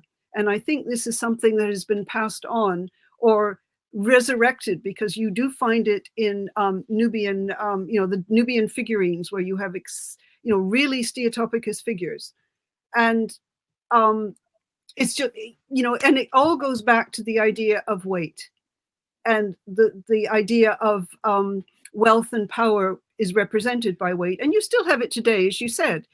Now, my problem is, and again, Dina and I talked about this quite a lot yesterday, that second article that I mentioned, it's now in press, and it was shown by one of the editors to a group of students who he's teaching a Nubian course. And some of them got very upset with the use of my co-author's word fat to describe the Meroitic queens. And my term, as I said, is proportionately overweight or steatopagus. And they also were not happy with that term either, because that throws in a lot of European American assumptions. And it's a criticism. But I cannot come up with another term. As far as I know, the editor has not asked the students to come up with another term. But the thing is, we need a term that is evocative and descriptive. And if and you can relate to the images, especially the Meroitic queens. And I'm perfectly happy with the terminology I'm using. It took me a long time sort of working out what would be the best to use. But they're not terribly happy. I find them a very, very limited demographic, because this book is going to be read by everybody to do with ancient Nubia, not just a small group of, I'm not sure whether they're grad or undergrad students, but who are not happy with the term. So you have something to do with Nubia, and if you can come up with another term, and my co-author and I sort of like it as well. And as well as our audience, if you're listening in, sorry to interrupt, but if you're listening in, I'm astounded that we're already at 2 hours. And for those of you who have were signed up for Vincent's class, Dr. V, it's his last day of Old Nubian crash course. Please tune in. It is live now on our page. We will continue this conversation here for as long as these wonderful ladies are ready and available to share their knowledge. We do have quite a few comments on coming in from Facebook and Twitter and YouTube, so I'd like to go through them. But Deborah, please weigh in, and Delia, obviously, if you're able to. So one thing I did want to say is that as far as the size goes, we do see that in the Napatan period, that the women are being portrayed fuller figured, even going back into the Napatan period. So they're not as full figured, but you will see, especially in comparison to an Egyptian queen or even the goddesses, but even you'll see even the goddesses are being portrayed a little bit thicker. So they have a little bit fuller hips. They're turned sideways. Their rear end has a little bit more of a mound to it. So they're not thick, but they are starting to have a little shape. They're not straight.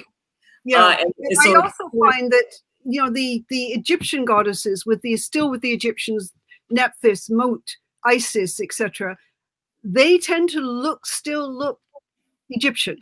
you know, the contemporary Egyptian, whereas the very few Nubian goddesses that we have do not. You know, they're following the Nubian tradition rather than the Egyptian one, but they're Nubian goddesses. They're not imported Egyptian ones, and they, you know, it's like the architecture. You know, between was it Dali or was it you? I can't, Deborah, I can't remember. But someone was saying, studying the, you know, the distinctions between the Nubian and the Temple of Epidemic and the Temple of Amun.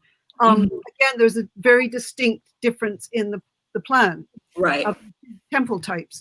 And I'm finding, at least I'm recognizing a similar dichotomy between the Egyptian and the Nubian goddesses and their portrayal. So we do have a comment responding to that, but Deborah, if you'd like to, you were saying, did you have a few suggestions? And as far as terminology, so I think I used the word voluptuous. So I looked that up. It doesn't quite fit. It's full figured, but it doesn't have the kind of connotation. It actually has a more of a connotation of being attractive or sexy. Rubenesque. Which I think that's what the queens were after. You know, for them, being full figured was not anything negative. It was actually a sign of beauty. So we're also talking about a different aesthetic or a different conception of what beauty is. Exactly. Yeah. So we have, I'll go through some of the comments, if that's okay with everyone.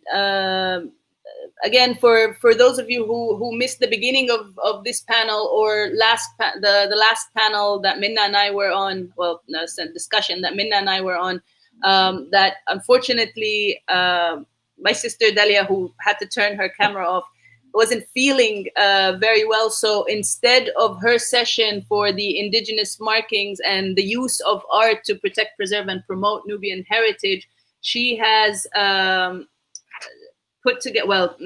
had put together a Google form, but she will receive on a first come, first served basis, give a 30-minute consultation session on how to use your art, whatever that is, to preserve Nubian heritage. And we have dropped the links. So please see them. And now we go to the comments. We have a comment from Muhammad Kabbari.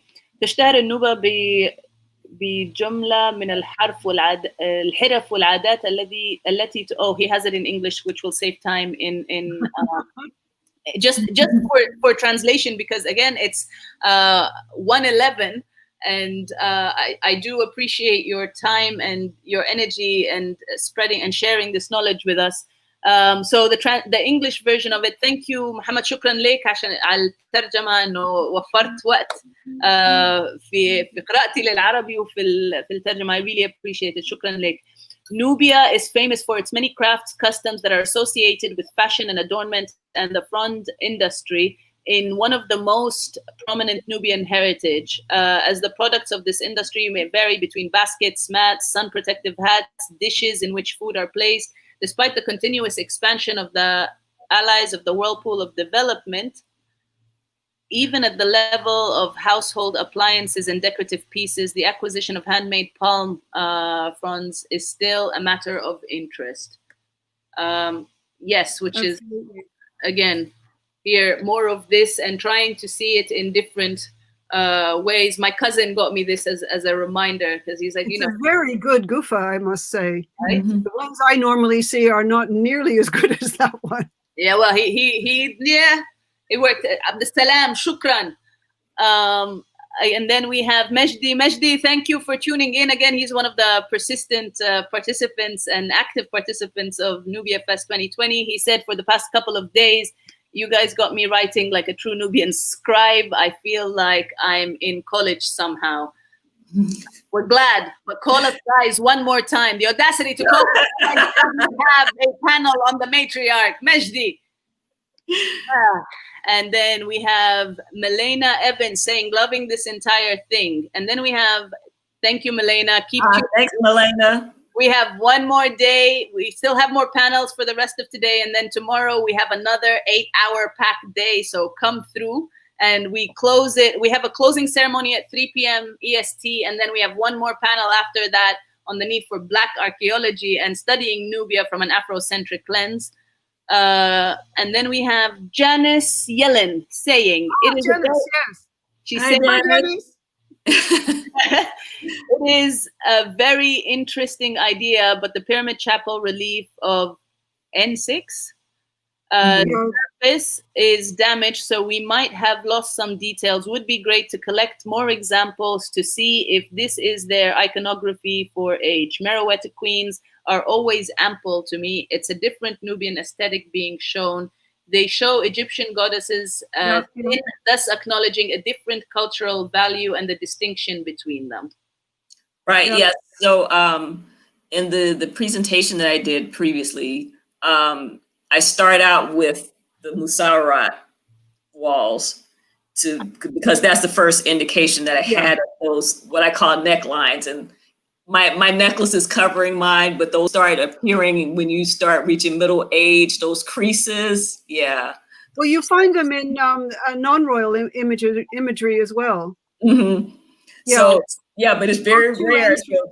But kings and queens traditionally didn't want to be depicted with any signs of age, you know. So you would have the king was older, but still had that strapping, 25-year-old athletic build, So, but yeah, starting with that, I started seeing those necklines, and so I started looking at other Meroitic inscriptions and things on the sides, the iconography on buildings. And I actually saw, I think, at Naga, where you have Amanatore Natakamani and then their son. And he's obviously an adult. So they're obviously older, they have an adult son.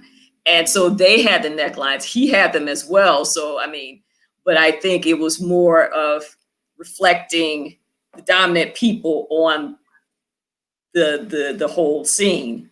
Like with Amasimi and Amanashiketo, Amasimi also has necklines, and she's a goddess. So she should be neither old nor overweight, but she's reflecting what they're showing for the queen. And it was just the whole total package. If it was just the necklines, I would say, well, maybe she's is showing her weight. But her arms are flabby. All of this is flabby. Like she's an older woman. So taking that all together, then I see that more as a sign of age than just of weight. Okay. I'll see if I can get that added to the text at this point. Make sure I spelled your name right.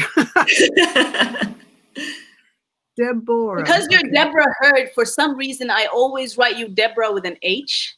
People always do. It's definitely my mother. Like me, I don't have an I in my name either. So yeah. My mother took a common name and tried to give it an uncommon spelling. Hey, look at Dalia. Look at Dalia. Janice also said, I think before Janice, we have Mejdi's comment that was on the screen earlier. Sub-Saharan African is a derogatory Eurocentric term. Therefore, do not call us that. Call us like that. You heard me, with an angry emoji. Oh, really? Okay. What would he suggest? What would you suggest referring to the region with? It'll pop up in the comments. Janice Yellen also says, I think we need to distinguish between Meroitic royal regional style and Nubian Stilowich are there's a space missing. Stela, which? Stela, which are a different group of elites. Couldn't the more ample body type have royal religious symbolism, and the queen has a religious aspect, different functions and perhaps aesthetic sources? And then she says, Jackie used the term ample, not great either. She meant Jackie I use. because she put the I before the E when you were just saying that, weren't you? Oh. And then, okay, we put, okay. Sorry, I missed the earlier evidence. Alexandra Lewis, woo, yes. Yes, please do share it to Africa Week 2020. She is my sister, friend, partner, co-creatrix of Africa Week 2020, which starts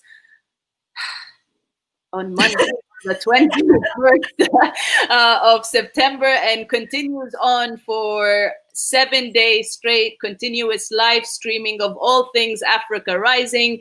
Please tune in. We are talking about everything from ancestral teaching to African spirituality to African science diplomacy, Pan-African movements, you name it, we got it. Oh, live cooking classes, Ethiopian dishes will be there. So find us, Africa Week 2020, plug Facebook /Africa Week 2020. We'll put the link down there. Janice says, I like the idea. I'm not sure which idea, but that was 116. So that was 3 minutes ago. I want to say it's the idea of one of the terminologies that Deborah was recommending, but I'm not sure. Janice, if you could clarify that for us, please do. Here we go. Mejdi says, I'm an African. All Africa is mine. Ashe. And Brian says, thank you all so very much for this conversation. Brian, thank you so much for tuning in, for listening, and also for your feedback. Please do let us know. We're actually going to be sending out this form about feedback on Nubia Fest. If you take a minute, please do take a minute to fill this in. Feedback. So Nubia Fest 2020 feedback.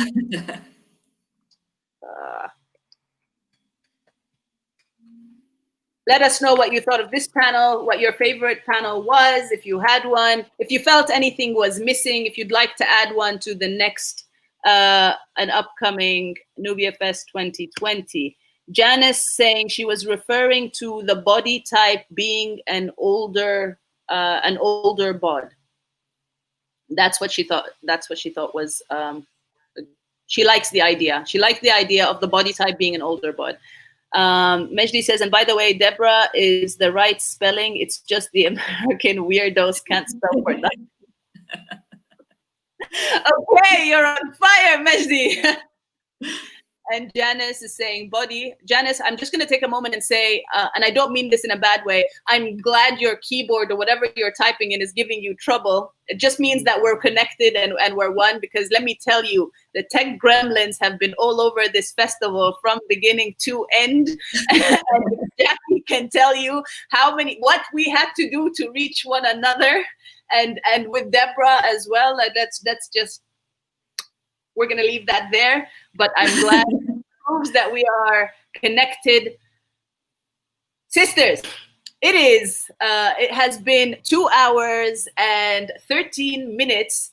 So we will wrap it up so that it's a nice 2.5 hours. So I will give you each a few minutes to just share closing remarks if you have any. And what would you tell young Nubian women or anyone who is looking to learn about Nubian women, where to start, what to do, how to honor them? Personally, for me, my interest as a young Nubian is, as your advice, as people who have dedicated, if not their entire lives, then a sizable portion of your life to honoring this heritage.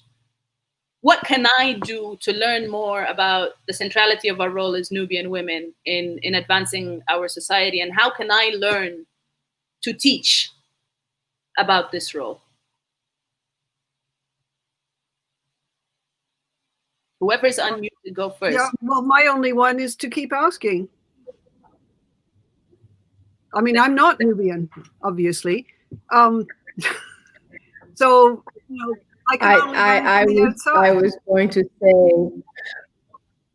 I was going to say Nubian or not, learn Yeah. from experts, learn from people who have dedicated,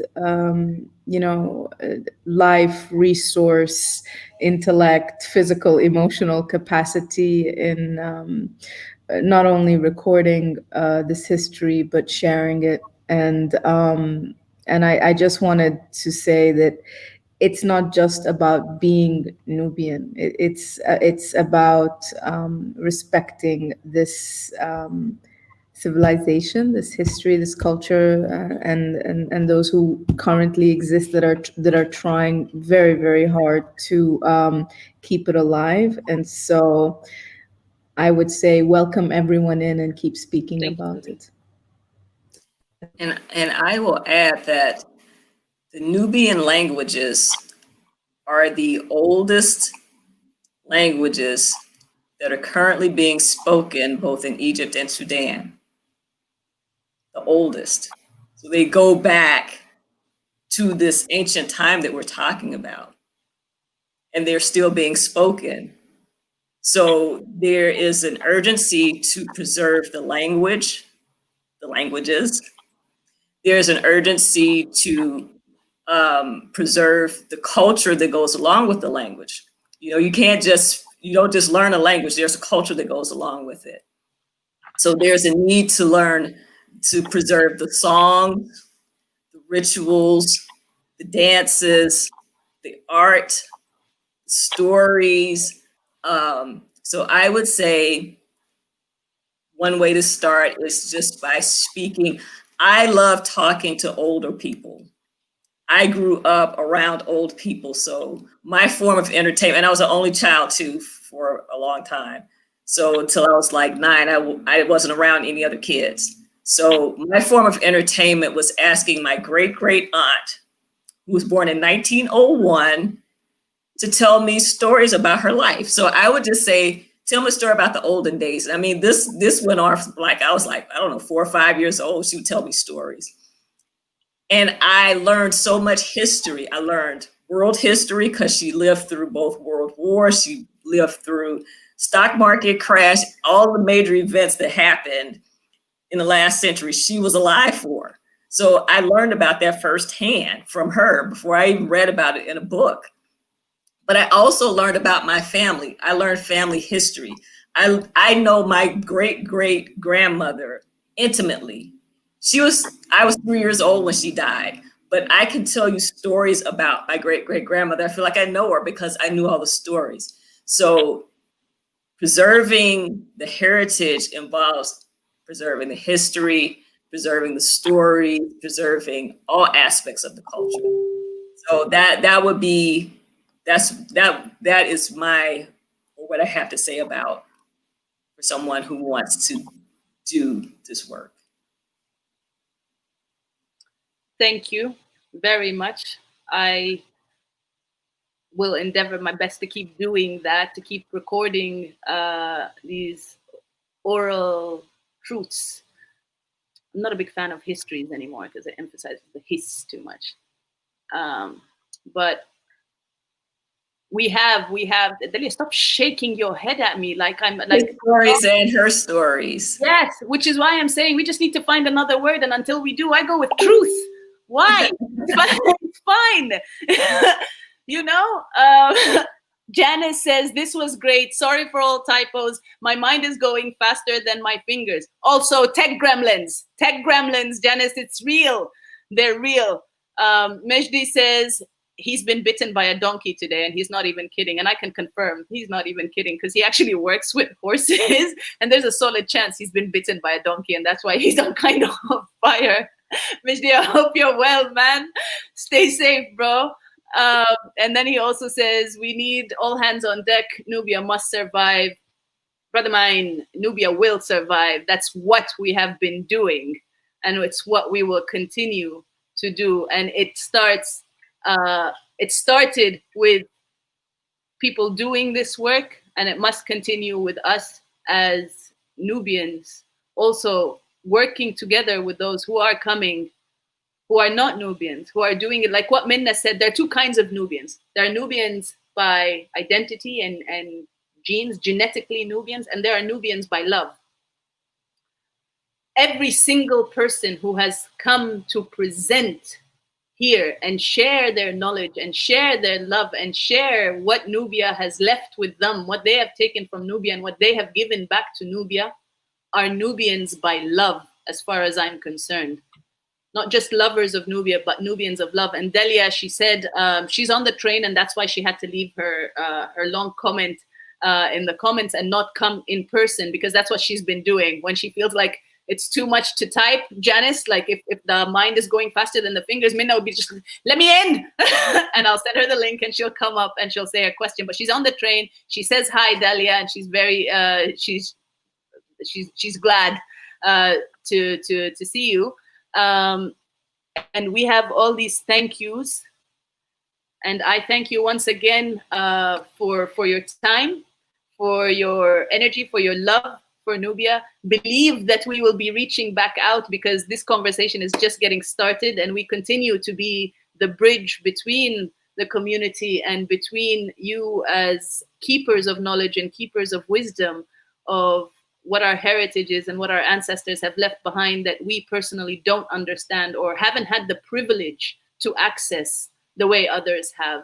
So I really, really, really thank you. And I'm trying my very best not to be emotional, because yesterday was like a complete emotional fluff ball situation when I got introduced to our sisters and brothers, the Nubians in Kenya. And if you've missed that panel, let me tell you, go back and see it. And this isn't advertising for Nubia Fest, but I saw an image of a shoyer behind the lady in the video they showed, and I just started bawling. I mean, it was 4 o'clock in the morning. Excuse me. Yeah. So I really do thank you. So, Dima, so the next panel or another panel you have, this is just a stupid comment. We have a DA, a DE, a DI, we need a DO and a DU. So we need 2 more people on the panel. Somebody's first name starts with DO and then the next with DU, and we will have covered all of the vowels. Actually, you know what? We have a DO, and her panel is the most popular panel at Nubia Fest so far. Her name is Dua Farid, and she is behind the Nubian Voices account. We also have Donut here, and he's definitely a DO. Like someone said DO. No, Donut, come here, Donut. Come here. Here we go. Donut's part of the panel. Now we're just missing the DU. But the last panel was about Nubia in the media and representation. Yeah, here you go, Donut. Distract him with some popcorn for now. Do check it out. And the next, we do have the panel on Afrocentric Nubian studies, or Nubian studies from an Afrocentric perspective.